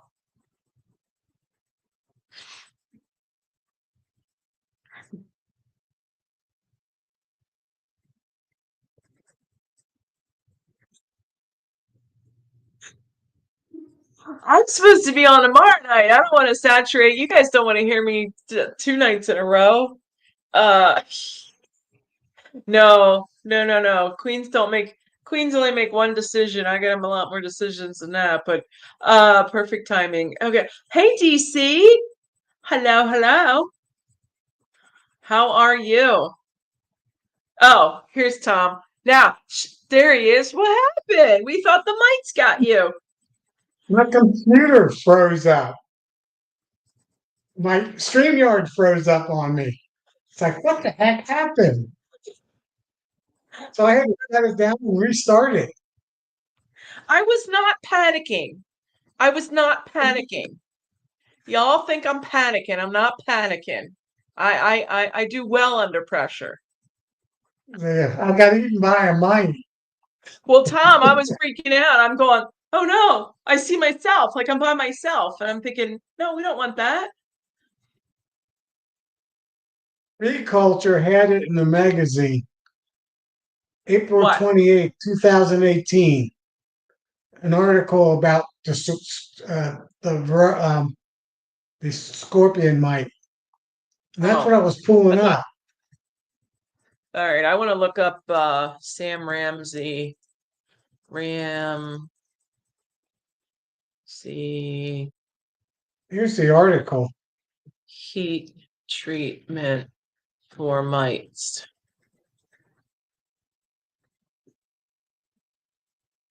Yeah, if you go to beecultural.com and go back to 2018,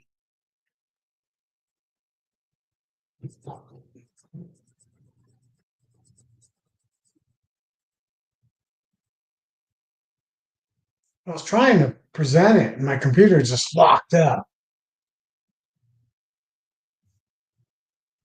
Oh, here we go. Maybe Here we you can. go.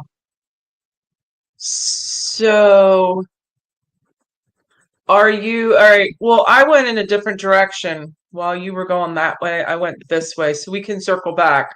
But I have this one pulled up now. So, this is Oliver talking about thermal treatment for Varroa.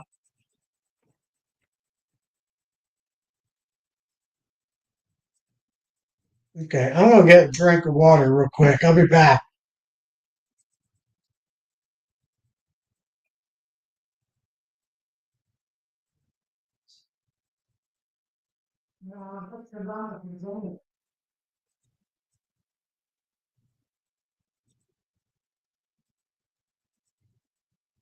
All right, I stand corrected. It's 122 degrees, not 130. 116. All right. Well, anyway, so we don't need to read all this out loud, but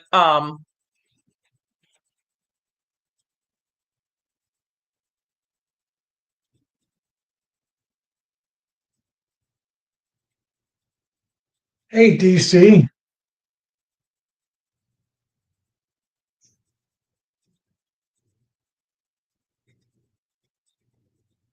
47 watches.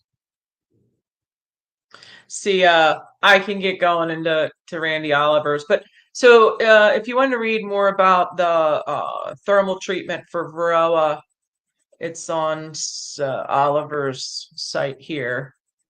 Yeah, I thought it was 104 degrees.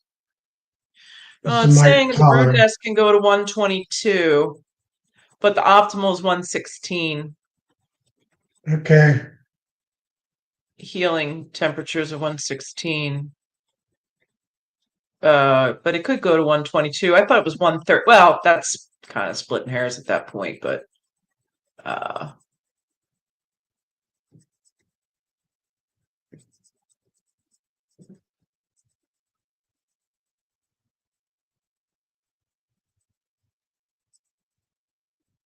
Yeah, I don't.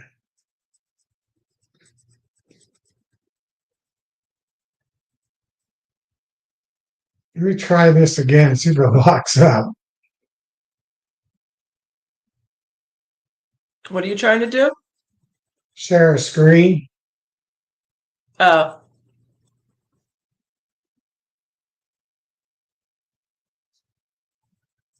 yeah, Peter, right. You would think the comb would melt.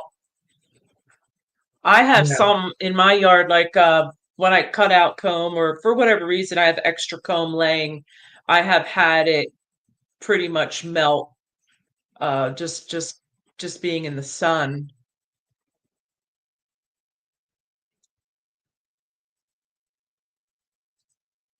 So let me let me share this picture. All right. Yeah, Brian, the intensity of, oh my. Yeah, it's time This is and it. it's like you have to run a heater out and cords and yeah, I don't think it's I don't think it would be user friendly on uh, a sideline or maybe a hobbyist to some degree, but they're not the ones that are gonna make a dent. So here's the Bee Culture magazine. And it talks Hmm. about the pseudo scorpion mite. And it actually has pictures and talks about how it eats the mites. Oh, cool. This is where I got my info start. This has started me down the rabbit hole. Show me the So it name. I talks want to about see the name. I want to see well, who's the name on this paper? Who is this? No, up. It was up, is it up. up? It was, yeah, they have to cite it. Go down a little bit. 2016. Right here, right here. Hans There it is. Jurgen, blah, blah, blah, Jens Clausen, Bernard. There's your citing for the paper. I know Right. DC's gonna blow up when I talk about this, but that's your citing there. Those are the people you want to cite. There's the abstract. But Right. And what's kind of funny, I've been buying these predator mites for a decade. Way before I even started beekeeping. And I've never had a mite issue. And I was wondering if that's the root reason.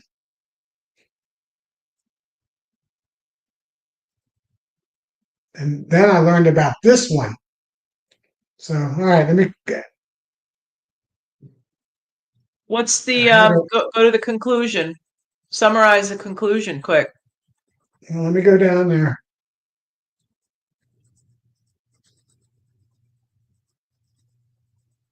And it talks about the hives discussion.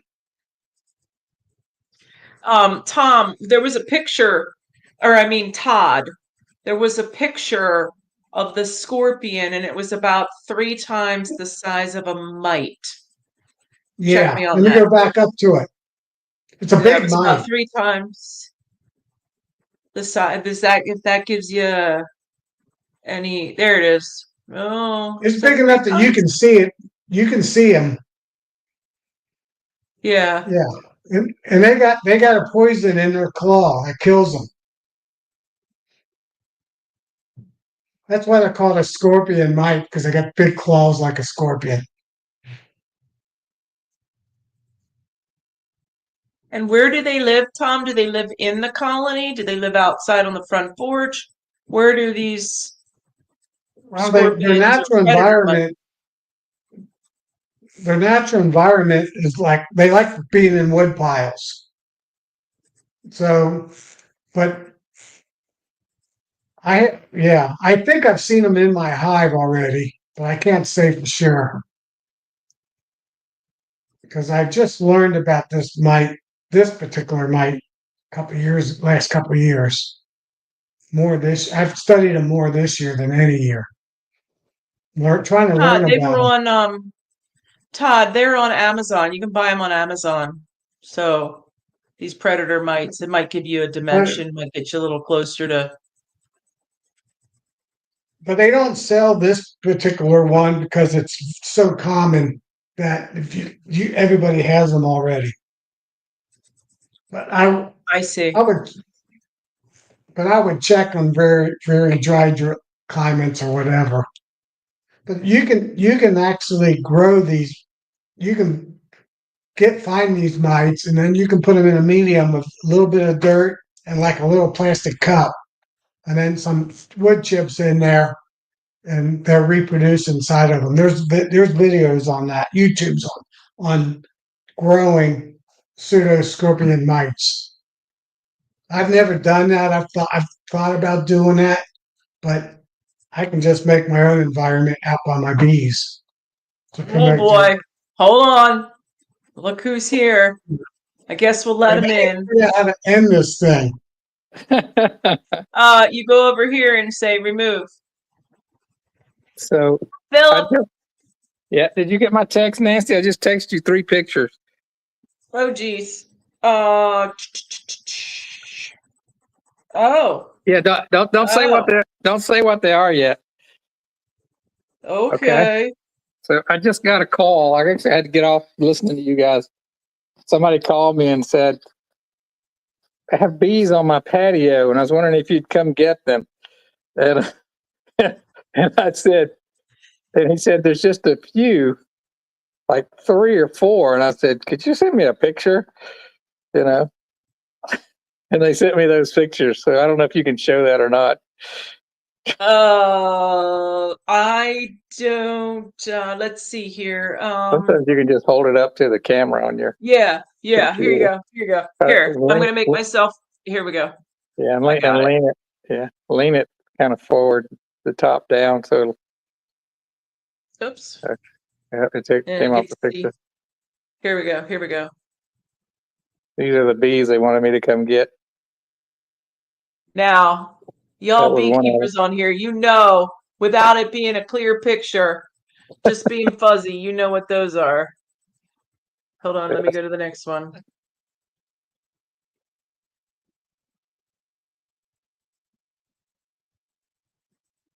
You see it?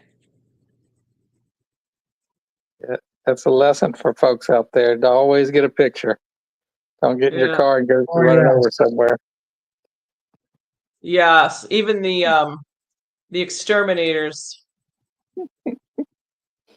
Oh, oh, there's a good picture. Yeah, it's down in a hole. That one's Yeah. hard cut Now out. that's a honeybee. Is that a honeybee? Looks like a honeybee to me. There's a It's got- honeybee. It's got yellow and black stripes on its abdomen. We have the maroon ones here that actually are. Yeah, I don't know down in Texas what that would be, but we have I the should have just maroon ones that are very good. They live very well with honeybees. yeah, those little paper wasps there. They're not even yellow jackets, but Mm-hmm. I should have just got his address and went there and walked up and sprayed him with wasp spray and walked off. That would have been. Give him a bill for $50, right? They would have been. I would have been just mortified to kill any bees. Here, Gunline is saying, I don't know if this is Tim or Hannah, but check out Dr. James Armeen and his research when you get a few.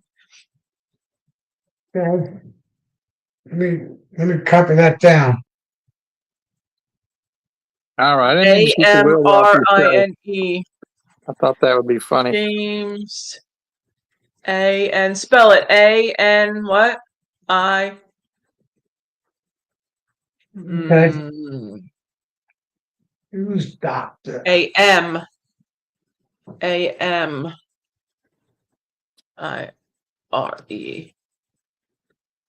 Treatment for mites. Here we go.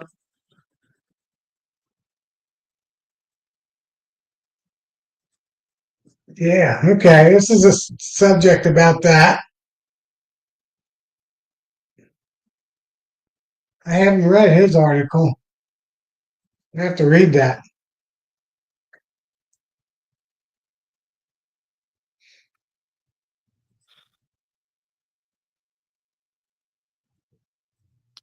I'm pulling something up here. I don't see his name.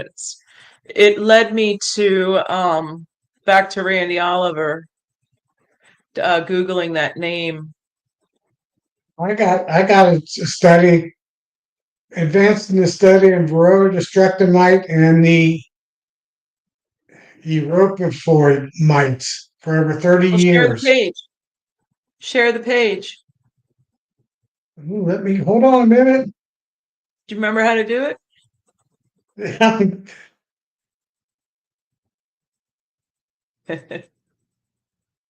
Oh, good night, Carl. There you go.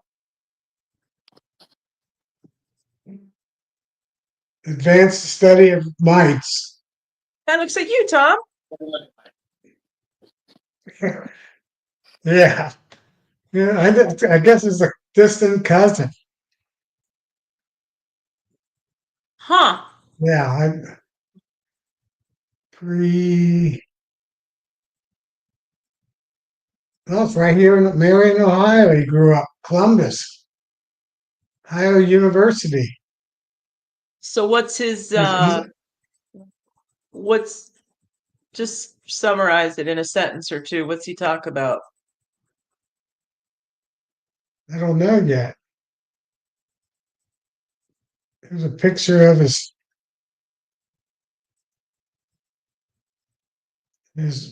lab. Road destructor and ticks. Okay. So he must be studying all kinds of predators. Endorsements, acknowledgement, disclaimer. Here's all the references. Good night, Tar Heel. Yeah, I'm gonna have to read this one. Hi, Randy.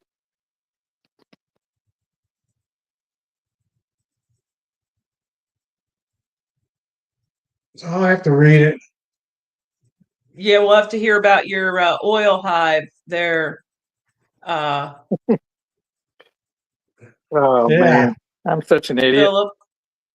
Yeah, I was just out in my shed and I looked over and I saw this gallon jug and it still had the bubble wrap on it. And I looked under the bubble wrap and it said vegetable glycerin. I went, oh no, what have I done? Came running back inside and looked at the other jug that I used. Yep. Food grade mineral oil. So, and I was in a panic because I couldn't get when I was making it, I couldn't get the OA to dissolve in the mineral oil apparently. And I even called Mike, Minnesota Mike, because he had sent me a video of them making pads. And I ended up taking it outside and using a drill and a paint mixer to break up the crystals because they just got hard in the bottom of the pan. Brought it back in and put it on the fire and got it to dissolve somewhat, but it never did dissolve very good. And I just went and put it on there, So the crystals don't dissolve very well in mineral oil.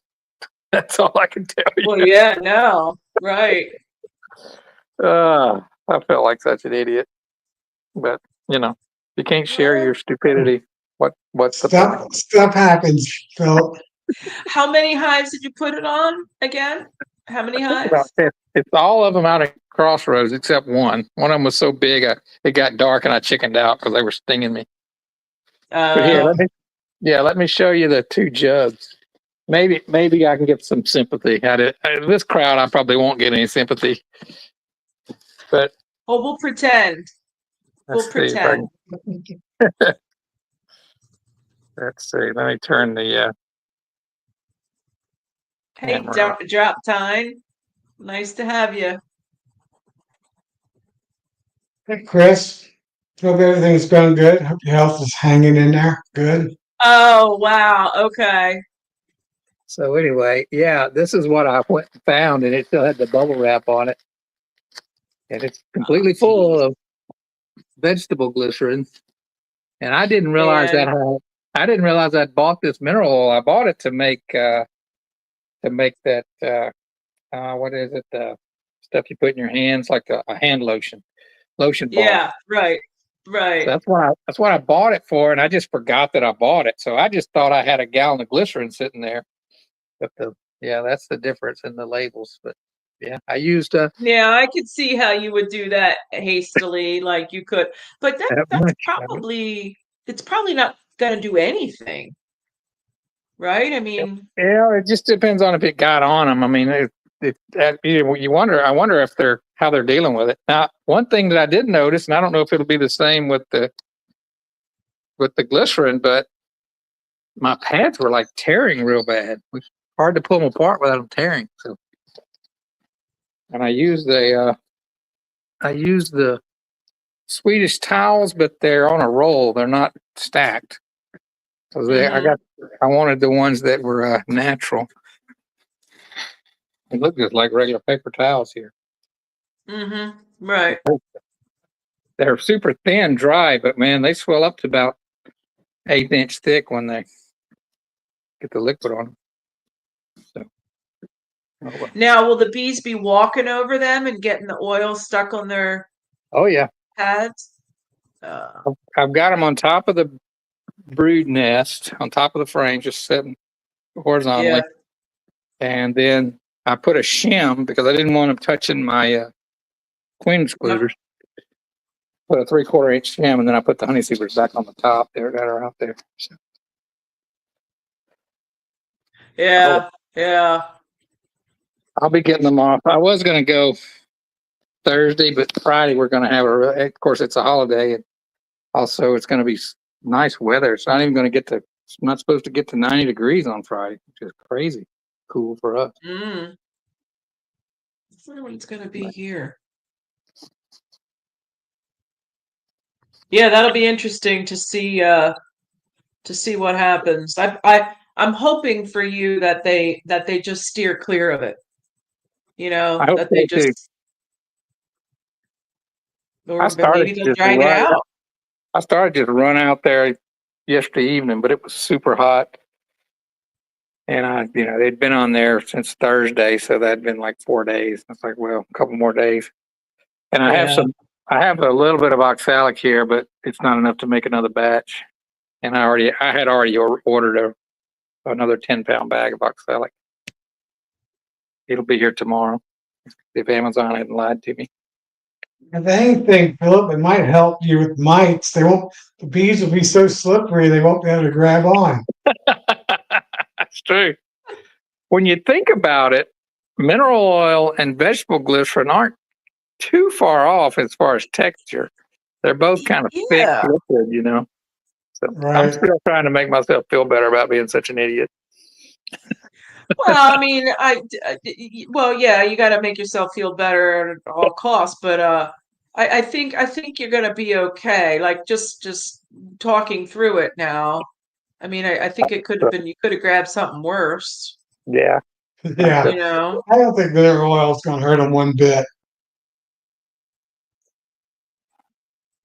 So you got to take out your old queen marking pen from last year, the green, and put the green on the lid. So that's go for glycerin as a green. And then the other lid, if you have a queen marking, that's red. So that's stop. Yeah. So we don't go down this road again.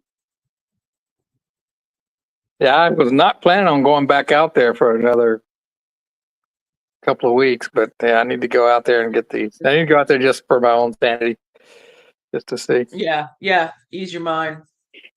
You need to at least check one, see how it looks. No, I'm taking them off. I'm taking them off and putting the right thing on. Yeah. Take the law.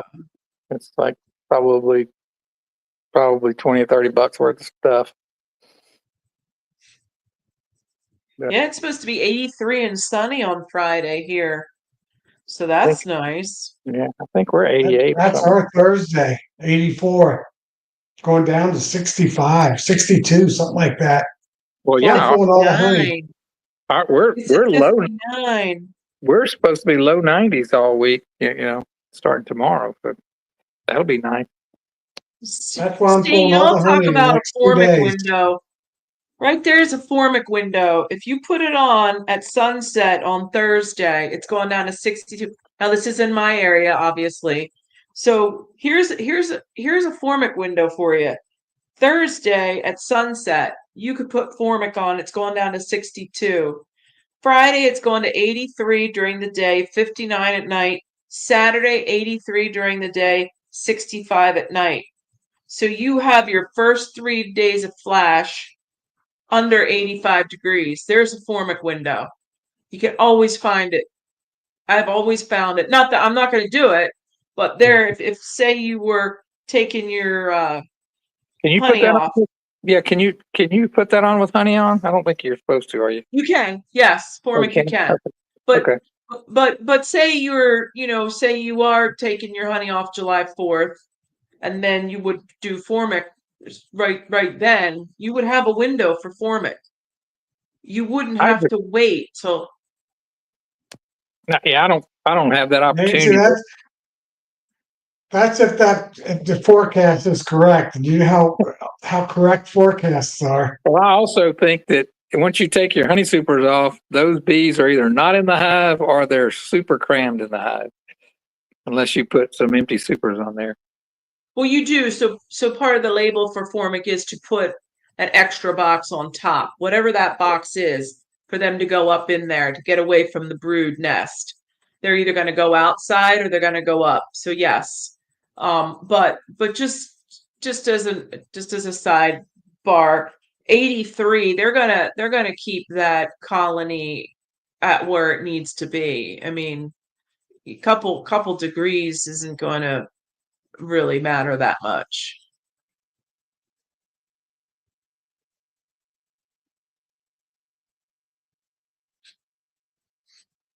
Yeah, we're But on anyway, that 88, 90, 92.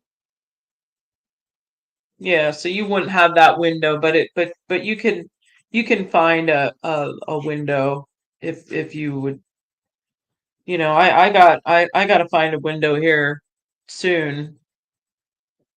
Yeah, so we only get 3 mornings that are in the mid 65, 67, and 69. So I'm doing those next 2 mornings. I'll pull till it gets hot. Hopefully 11 o'clock. Start around 7, pull to about 11, 10:30, 11. Yeah, I almost burned my yard down last year. Remember DC? I know DC will remember. Yeah, it was a scary situation. It went quick. I used that um I used that feeder cart that with the 25-gallon I had a sugar water on Oh, I remember a you talking feeder about that. cart. Yeah. Remember? And I took the plug off and I just started rocking that cart, spraying that water all over the place. Whew. It was after it was done, uh, that I really freaked out, but it was a hairy situation there for a while. And it was the day my husband flew to Texas. My husband was flying to Dallas. He was in the airplane when all this was happening. So I didn't have any, I couldn't, I didn't have anybody to come help me. I'm gonna. Well, the reason why I brought that up, Nancy, about 5 years ago, 4 or 5 years ago, I used Formic Pro in July, and they had a forecast exactly what you just said. The warmest of Mhm. the next 3 days was 83 degrees. And the coolest day was 90, like 88, 89, 90 degrees. And the hottest day was 95 degrees in the first 2 days, 3 days. They were totally wrong. DC. Killed, Well, yeah, killed my DC. bees. I got them off Well, as soon as I could. Killed all my hives. Whew. I had maybe just a couple queens that survived. I said I'll never use Formic Pro again yeah, because I DC was can't talking trust me off the ledge. I I can't remember trust the that. weather where I live. I'd have to wait till September. Yeah, then you need your winter bees though. Yeah, Well, maybe end of the last week of August, but August is a hot month, so it's a summer month. yeah, we can't. We're not in those temperatures until over into October, like halfway through October. Well, now I use so I trash picked, I like my trash picking. I trash picked from my neighbor we trash pick from each other. It's the funniest thing. But yeah, aluminum can. It's kind of like the old fashioned trash cans, like from the 50s or whatever, but it's a small and it holds. So now I use that all the time. My smoker goes in that. But I was using the smoker and I started hearing the crackling. And my dog, my actually my dog. I use a 5-gallon bucket, but in the bottom of it, I put a dull, worn out saw blade. I have one that fits perfectly right in the bottom, and I just set it down in the bucket and I close the lid up. Yeah. Well, Yeah. this I was using it like I was using, and then I thought, well, I probably should have been using smoke anyway. I should have been using sugar water, but I think my dog alerted me, if I remember right. Louis did something that made me look, and then I heard the crackling, and I'm telling you, it was a good 20 by 20 foot up in flames by the time it went quick. And it was Yeah. heading right towards one of my sections, my three or four colonies. Yeah, we were in Crossroads last Thursday, and the plan was to work the bees until dark, and then pick up a swarm that's out there to bring back. And it got dark on us as we were finishing putting these OA pads on, and then we were loading the truck, and Noah was kind of swinging the smoker around, and it was dark. So it's amazing how many sparks were coming out the back of that smoker, and on the ground. You could just see them glowing red, and it kind of got my attention. You don't notice that during the daytime, but there was a lot of sparks there, and they just, and we made sure they didn't catch fire. But it made me think I'm going to put a fire extinguisher in my truck and leave it there all the time. I'm not going to take any more chances like that. And then, well, it got me to. Go ahead. Yeah. Well, another when we were. Noah took his car because he was going to meet his friend. So when I was driving back, I didn't plug the smoker. So the air was going in the spout of the smoker, and sparks were flying out the back of my truck driving in the night. So I pulled over and plugged it and fixed that. But yeah, it's you let it get dark and mess with your smoker, you'll see there's a lot of sparks escape that you don't realize. Joey. Me again, Joey just had a video about how he bought one of those things. Yeah. But I mean, a lot less expensive. You go to your local hardware store and buy one of those aluminum, just big enough for the smoker to fit right in. The lid goes on it, and that'll be out there in no time at all. But that's what I trash picked, is one of those aluminum cans. So I always put it in that now and Does it have leave a it lid on it? down in the back. Does your can have a lid on it?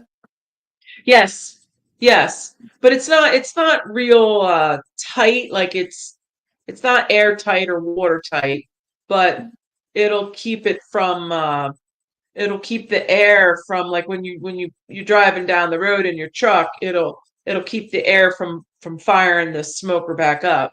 Yeah, ammo box. Yeah, they're expensive though. Well, the ammo boxes are too small, at least the ones that I've seen. I mean, unless you can lay your smoker sideways in them or something. Well, the ammo box I got is for, I got it. I didn't pay for it. It's for my vaporizer. My program. What do I have? Instabap. That's what my ammo crate fits, is the Instabap, and that has little holders on the side for the batteries and whatnot. Yeah, I wish I had running water. I would love to do a hillbilly irrigation system where you just drop a hose a couple inches below the ground there. You wouldn't use it in winter, but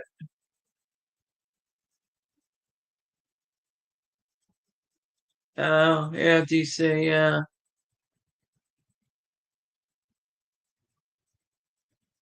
Got water behind my hives on my barn. Yeah, mini metal trash can. Yes, Philip, Mark, that's what I have. It's like a little mini trash can.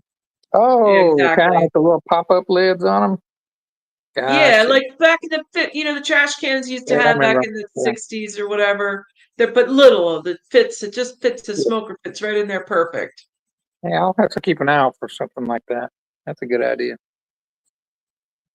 But yeah, I looked up that thing Joey had. That thing's $90, and actually, Yeah, that's the no, cheapest yeah, one. Most people are selling them for about 150. yeah. It made me think when I watched this video. I think they're like $30 maybe. Well, mine was. You might be able to find them at a yard sale or something.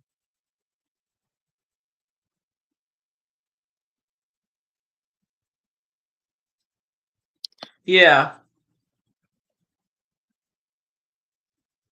DC. Yeah, the black. I mean, if you get a commercial grade hose, I mean the grass will grow up over it. I mean, I don't cut my grass more than 3 inches anyway, and a hose will fit. I could run a hose further down than I do actually.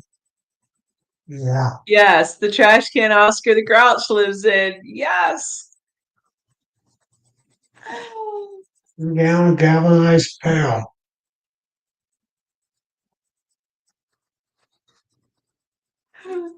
I like collector Rick's question about how do you break your smoker lid in. I don't know the answer to that. I guess it builds up some soot or something that makes it tight, but I'm constantly, it's either falling off or you can't get it off. And it changes day to day with Yep. temperature and everything else. So I don't know the answer to that. There's guys I've seen using like oven cleaner on them, but Hmm. I don't want those chemicals around with fire and whatnot. So I just use my every now and again when it really gets cranky, I just use my Hive tool in there and just give it some good scrapes and So DC wants water down with his bees. Hey, see, you might as well just get you a full toilet down there and maybe a bed. And you can just live down there with your bees because I know how you like to go down there. All the creature comforts corn right there cob. in the yard. But yeah, David, you got to remember where you put your little corn cob or your wine cork or whatever. That's the problem is where is it? Where did I put it? I take I take a paper towel or a napkin or something and just twist it and stick it down in there. Does a good job. And I don't have to worry about losing it, which I will lose. Sometimes I'll take that and use that as a starter, fire starter. Yeah, there you go. Yeah. Purpose. I used to just leave it on my golf cart or try to remember to throw it next to the garage when I pulled my golf cart in. And then my first year or two of beekeeping, the whole house would be full of smoke because I'd leave the golf because I'm not thinking about how many times my husband got up in the middle of the night and went out and opened the garage and threw my smoker out. The house was Yeah. full of smoke. One time I wasn't thinking and I put my pan in the cab section of it. And I was throwing other stuff back there and I left it in there, hopped in the truck in my smoker and it didn't start. It started fire, but it got so bad I had to say, man, I got to pull over, get this thing out of here just from the smoke. Yeah, you get some looks when you're driving down the road with your smoker in the back of your truck. So I usually throw it in the back of the truck.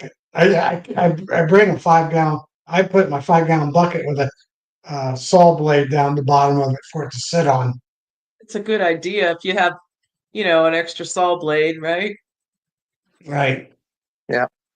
I've got a I don't hole in have a pickup truck. I've got a hole in the bed liner of my truck where Noah let the smoker fall over and melt the hole in Yeah. it.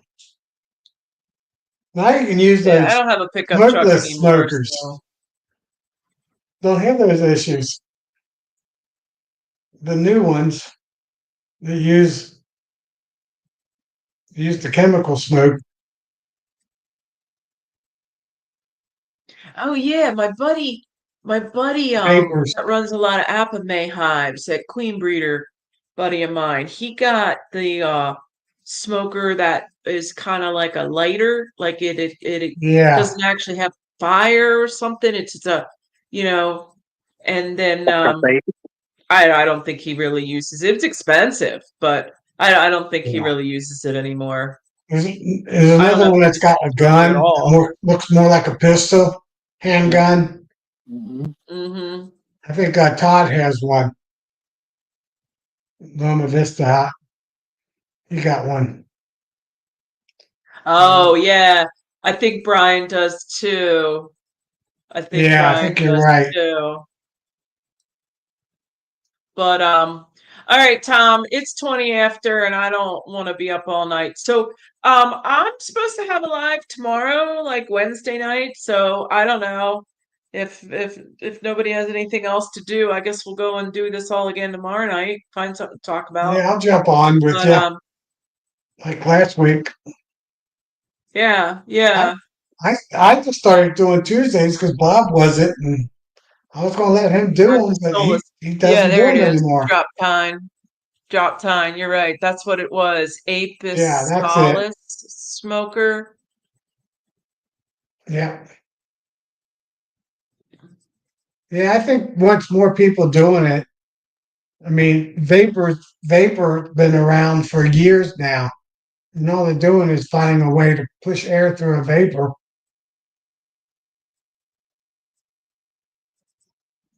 I really want to. I started this year getting a little more with the sugar water.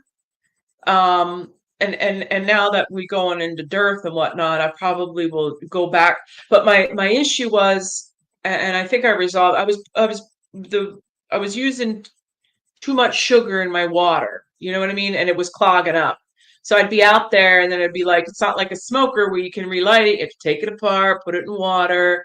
So I think someone said that, you're just using too much sugar. So I'm gonna try to go back to that. I want to get a new spray bottle and just put a little bit of sugar because when I Yeah, did spray them this spring, they just freeze that it's so weird watching the bees, because we're used to looking at bees moving, and when you spray them with that sugar water, they just freeze solid right in their tracks. They don't know what hit them, and so I'd like to go back to doing a little bit more of that. yeah. I'd do like 0.5 to 1, Yeah, yeah. point Well, three, Yeah, 0.5 to 1. So maybe, if you just used water, like I you mean, can, a mist. I'm not yeah, talking about like you know you yeah, we can use could a use water. mist. water. What if you just It'll, just did water? water's okay when you're trying to keep a swarm from flying. Just don't do like I did and No, mistake your water with a bottle of oil. I swear. glycerin. Night, Russell. I didn't even know Russell Cooking was on. Yeah, I missed it. yeah. All right, kids. See you tomorrow night at 7. All right. Good night. Yeah. All right. Night. See ya. Thanks, Nancy, for jumping on. You're welcome, Tom.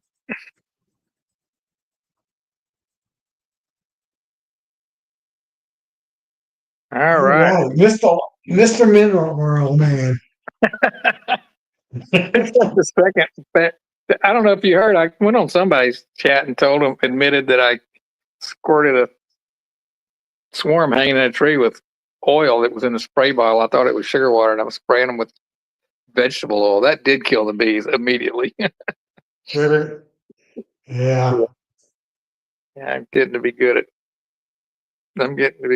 the torturing the bees.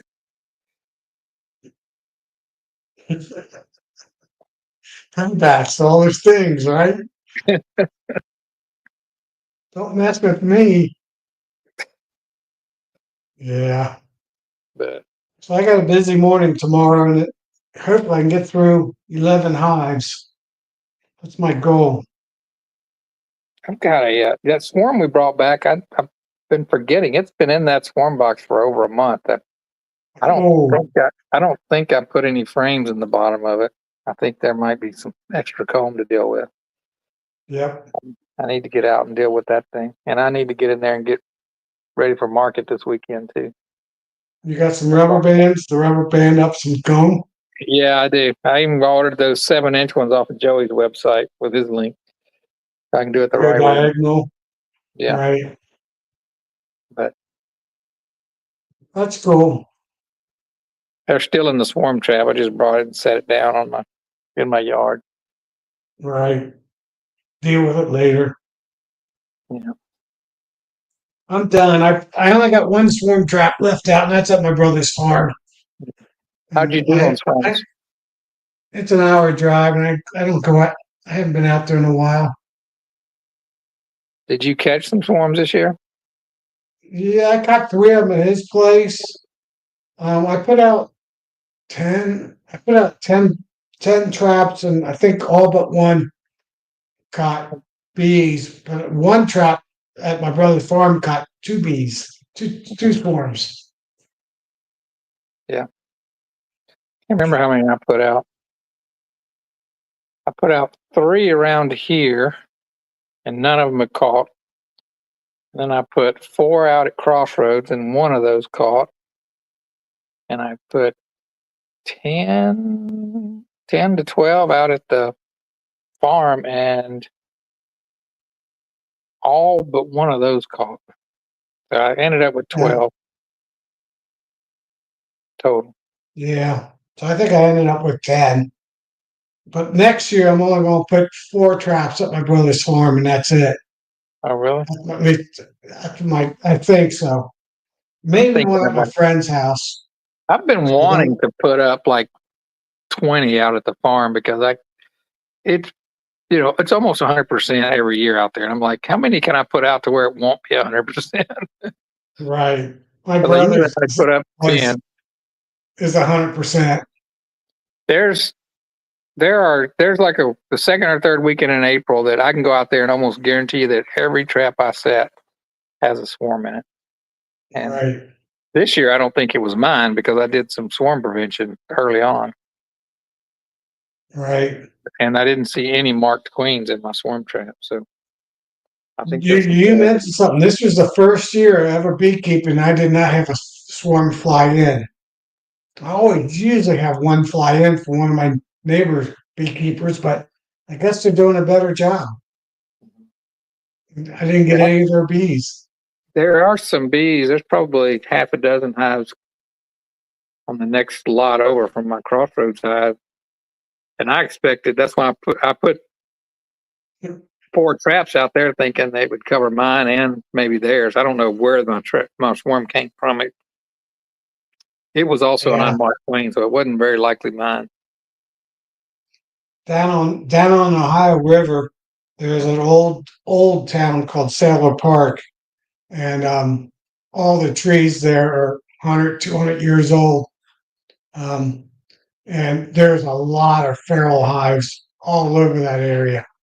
And I put a trap down there, and I catch one or two every year out of a trap. Any traps I put down there, I catch them. There's not many other beekeepers. Look, I knew 2 feral hives in trees that were just in that neighborhood. Do you get Being out permission, there. or do you get permission, or you just outlaw it? I got a friend that lives there, and I put him in his front yard. Actually, Oh, okay, that makes sense. he's got a whiskey barrel sitting in his front yard that he puts a statue on, and I take the statue off, put my trap there, and then when I get done, I put the statue back up, That's cool. and it catches a swarm every year. So I'll put one there, and I'll put probably 4 of them at my brother's farm, and that'll be it. Because I know they're all feral hives or Amish hives. So not another beekeeper hive. Mm-hmm. And that's about it. I don't need that many swarms anymore to build up my yard. I don't either, but they sure grow fast and they make a lot of comb for you. So I like Yeah, it. yeah, that's the biggest part. Yeah, They'll fill up a 10 frame box with comb pretty fast. yeah, within 2 weeks. Yeah, within a week almost. Yeah, that's what I use them for. That I use them when I make my hives bigger. I'll usually throw them in a 10 frame box or 6 frame box, and wait a day or 2 days, go back in there, find the queen, move her in one of the food frames that they already stored up, and then take the rest of the bees and throw them in my honey hive Ah, that's a good idea. to stack to boost up the forager numbers. That's a good idea. So that's what I do with most of my swarms. Especially that hive that need a little bit more population. Works pretty good. You know, I just take 2 frames, the queen, and 2 frames of her bees, put her in a little 5 frame nuke, and then use the rest of the bees. And I don't paper them; I just shake them right in. Shake them in and close the lid. They'll work it out. Oh, you don't take the frame from them? I usually swap out Well, the frame. sometimes I'll take frames and just put a box on it. It all depends, but a lot of times I'll just shake them, and they go right into the hive. They fly. Some of them fly around, but they all fly. They all find the hive eventually by nighttime.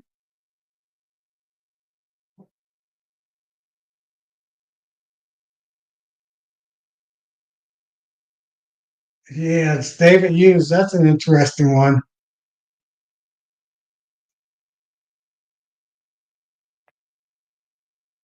I mean, I sprayed my swarms, but they don't move.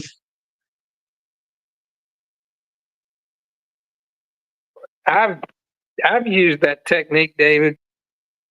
I've got one of those little 1 gallon Harbor Freight pump sprayers, and I would just set it on top of the hive and let it spray down over the entrance when they were swarming, and it makes them come back in. Yeah, And it that gives you a chance. works. It gives you a chance to go in and look for the queen, see if you can pull her out of there and make an artificial swarm. I've done I that a had couple of one times. this year. I walked out there and I was actually looking at the hive when it started swarming, and it was about ready to rain. So I took my hive tool and I had a metal pipe there, so I was cleaning it, Mhm. and then it started raining. They went right back into the hive, Yeah, if you can catch them early enough, they'll go back in. and then But I you don't went. have much time. Next little break in the weather, they're going to take off again. Well, the rain only lasted 5 minutes, and I was still out there. It didn't rain hard; it was just a light rain. But between the two of them, the noise and the rain, they went in, and I found the queen, moved her, and worked perfect. They actually swarmed 2 times on me. They flew out to the tree, and then they'd fly back. Really? Yeah, they wanted to swarm, but each time they went back. They did it 2 nights in a row, and then they quit. Yeah. Crazy. I guess once they have it in the mind they're swarming, they swarm about the queen. So then I gave them a queen cell, and well, they had cells. I split their cell. I made a bunch of splits off of them, Right. and I actually that's the hive I'm checking tomorrow. Hive number 12. Yeah, I like swarm cells for splits. Those are the best cells you can get. Yeah, especially the summer solstice ones. I had 3 hives swarm in June because we have what they call a Japanese lilac tree. It's a non-native tree, Uh-huh. and the road that's up from me, that's about a half mile away. There's at least a dozen of them, 12 to 15 of them, and they bring in like 3 to 4 frames of pollen just from those trees. Hmm. And the bees fill themselves up with pollen, and I mean, within 1 week, 3 or 4 days, they'll fill up 3 frames of pollen that fast. Hmm. And they swarm on me then. Yeah, I'm not doing anything for swarm. Crazy. I'm not even going in and checking queens yet. I won't do that till way on over.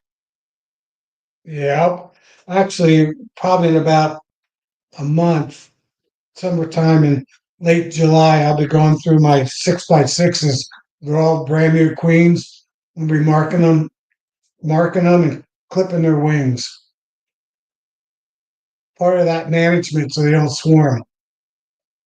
Yeah, I would like to requeen a lot of mine, but it's so hit and miss here. We get the dragonflies, and not that many drones, and Well, they kill all the yeah. drones. So it's just This not year fair. I haven't had I haven't seen a dragonfly yet. All this rain, I guess,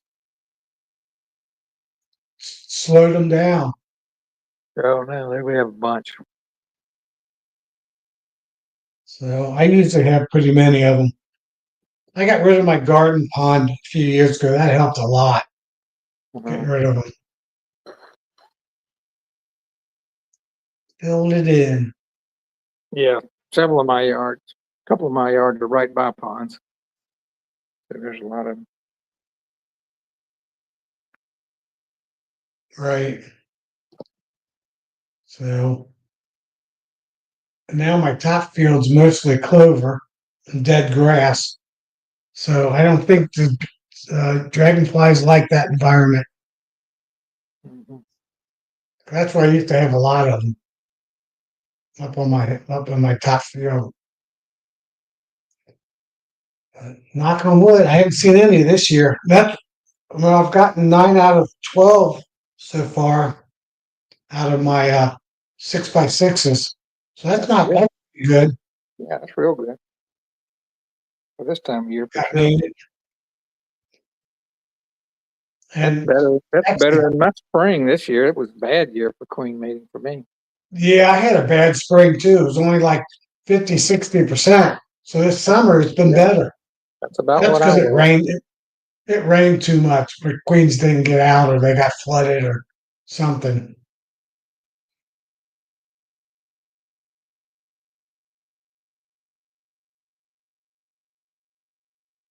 Yeah. Yeah, it is about dragonfly season. They're usually out by now, but I haven't seen them in my neighborhood. Knock on wood, I don't see them. I'm going to graft Thursday morning, pull honey tomorrow, graft about 14, 15 cells. And I'm not even making up my six framer that I did a split with is pretty. I put two full frames of brood in there. They've hatched out. So there's pretty many bees in it. There's a full six frames of bees in there. And I'm not going to add any bees to them. I figure there's enough bees to make a dozen cells. So I'll put some feed on them, sugar water, and let them go. I'll probably do that tomorrow. Put the sugar water on them so they got some food in there. And see if I can make about 12 cells. 15. I'll graft 15 and hopefully get 12 cells. Yeah, And that's my so pulling honey and grafting next 2 days. I've got to I'm pull the still rest. busy. Yeah, I've got to pull the rest of my honey off, but I'm just kind of hoping against hope that more will come in. But Yeah.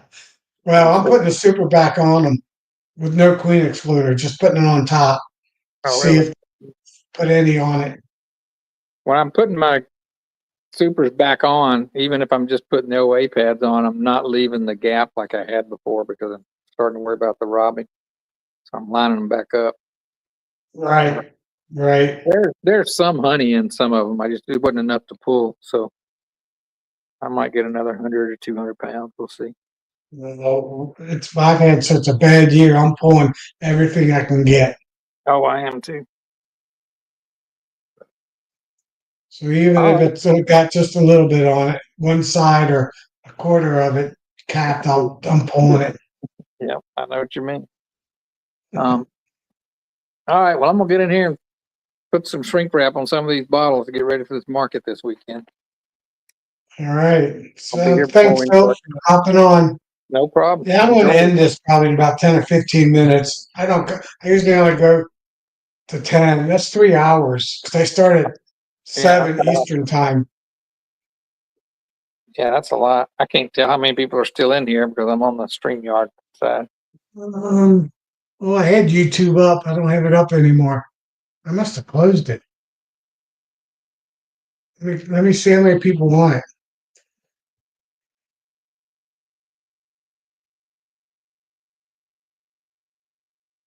We have 31 watching.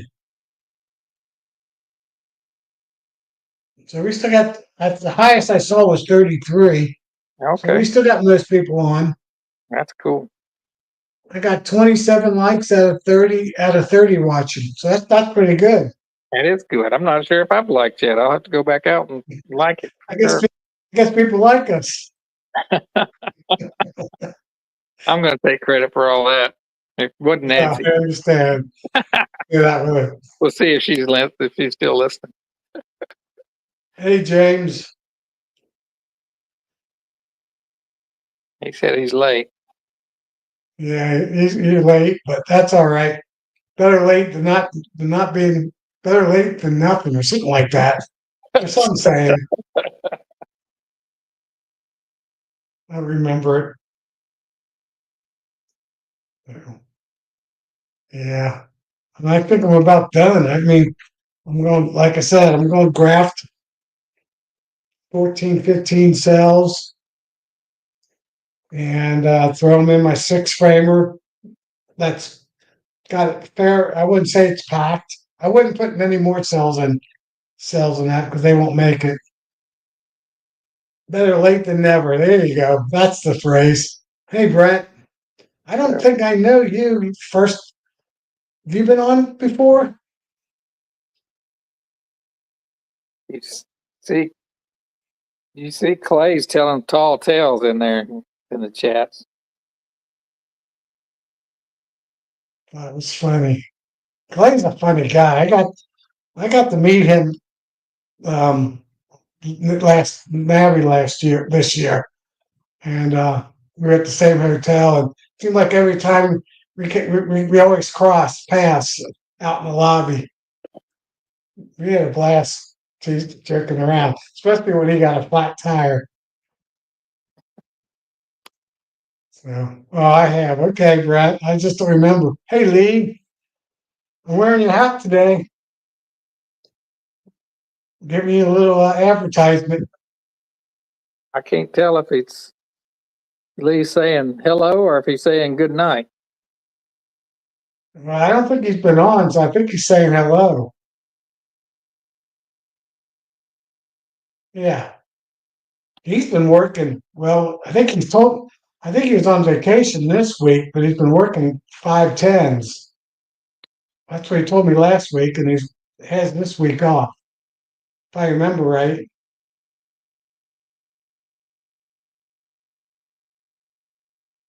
Yeah, Suggested they add coconut oil in the beeswax for the frames. So it'll be like a spa to them. yeah, okay, Brent. I remember that now. About the coconut oil. Yep. Yeah, I don't know what it is. Just got the Mississippi kayaking. Yeah, I knew you're on vacation this week. That's what I remember you telling me that last week, So Lee, that you were off. if you I tried to think you put told me you were going coconut, on vacation, but you were a week off. So that's great. Have fun kayaking. Man, I haven't done that in a long time. My wife's not adventurous, so it had to be just me and some friends.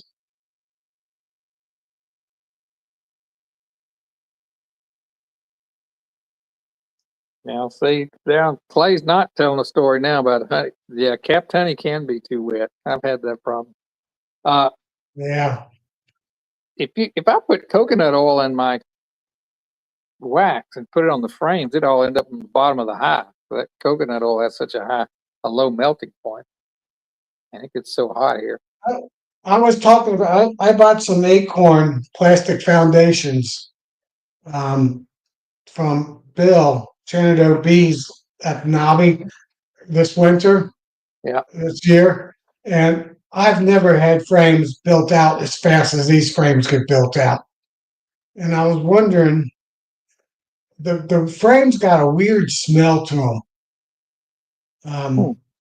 Well, I don't know. I mean, I got some of those from Bill too, and mine they didn't do as well. You know, mine They they did. rock for some reason, and they got a funky. They got a different smell to them. They did okay on some of them, but some of them they didn't. They robbed the wax off of them instead of drawing them out. One of the frames Really? just totally warped. I mean, just twisted on me. Okay. But I mean, I've used the lady with Acorn gave me some frames that I used. I did a video on it. I think those were triple waxed, and those did really well. Yeah, So and I think the ones I bought, I think they were triple wax too. And after I they, started having problems with them, I just started pulling them out, and I'm going to go put more wax on them and put them back in. yeah, I got the swarms I caught.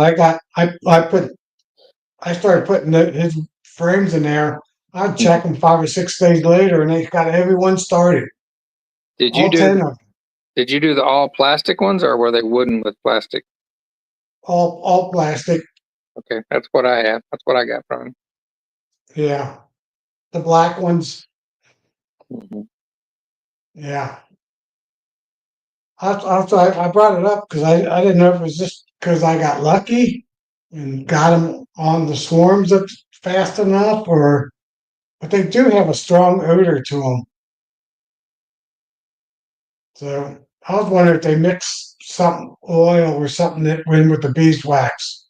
I don't know. The ones that I had, I didn't really smell these newer ones, but the ones that the lady dropped off, they smelled like beeswax to me. They did smell though. Okay. Yeah, it was a strong smell. Yeah, but it smelled a little bit different, like there was something added to the beeswax. Didn't smell like beeswax. Beeswax slash something. So I asked that question, and Brent mentioned maybe coconut oil. Some people said lemongrass, but it definitely wasn't lemongrass. It's a, it's a, it's a, not a sweet smell at all. Yep. It's not a So bad smell. It's just a unique Clay smell. is talking about how he had honey that was capped, but was higher than 18%. I had the same issue 2 years ago. It was early in the spring though, and I purposely only pulled off honey that was capped, thinking it was fine, but I extracted about 100 pounds and it was 19.3 or 19.5%. And it took me forever to get it dried down. So I had to pour it into cake pans and put it in a closet with a dehumidifier and all that. And I'll never pull just capped honey again. I'll always try to get some uncapped. And if I see the capped honey's running out of the frames, because you could tell as soon as I cut those caps off, I knew something wasn't right. It ran out like water. Yeah. So now I want uncapped. So if I cut into those cappings and it's runny, I'm going to take those uncapped ones and over dry them, so I get a proper mixture.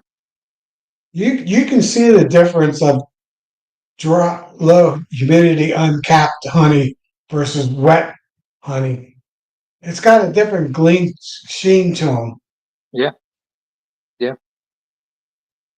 You can see it's thicker, drier. But some of the frames I pulled this year were half capped and then half uncapped, and it was thick. Yeah, I can tell usually when I uncap them how it's going to be. I did have 18% on one, Clay. 17 on another. I had 250 of those frames in my barn, and my barn smelled just like that beeswax, acorn wax frames. So my bees, every time I opened the door, the bees would want to fly in. I guess I should have put a bees swarm trap inside my barn, left the door open. Yeah. No, I don't want that many bees in my barn. All right, guys, I think I'm going to call it a night. It's 9:50 Eastern time, daylight time. All right. Well, Good night, everybody. night, everybody. I'm going to shut it down. Thanks, everybody, for hopping on. Oh, I'm up to 35 now. So we got Yeah, more you better people. stay on. You need to stay on for 6 hours. I'm not doing that. I got All it. right. Well, I'm not getting up real early, but when I wake up in the morning, which is usually 6:37, I'm getting up so I can pull that honey before it gets hot. That's good. All right. Well, hope you get a Yeah, bunch of night it. all. Good night. Thanks, Philip. Have a good week. All right. You too. Well, I'll see you in the next live chat, Yeah. whenever it is. All right. Night. Good night.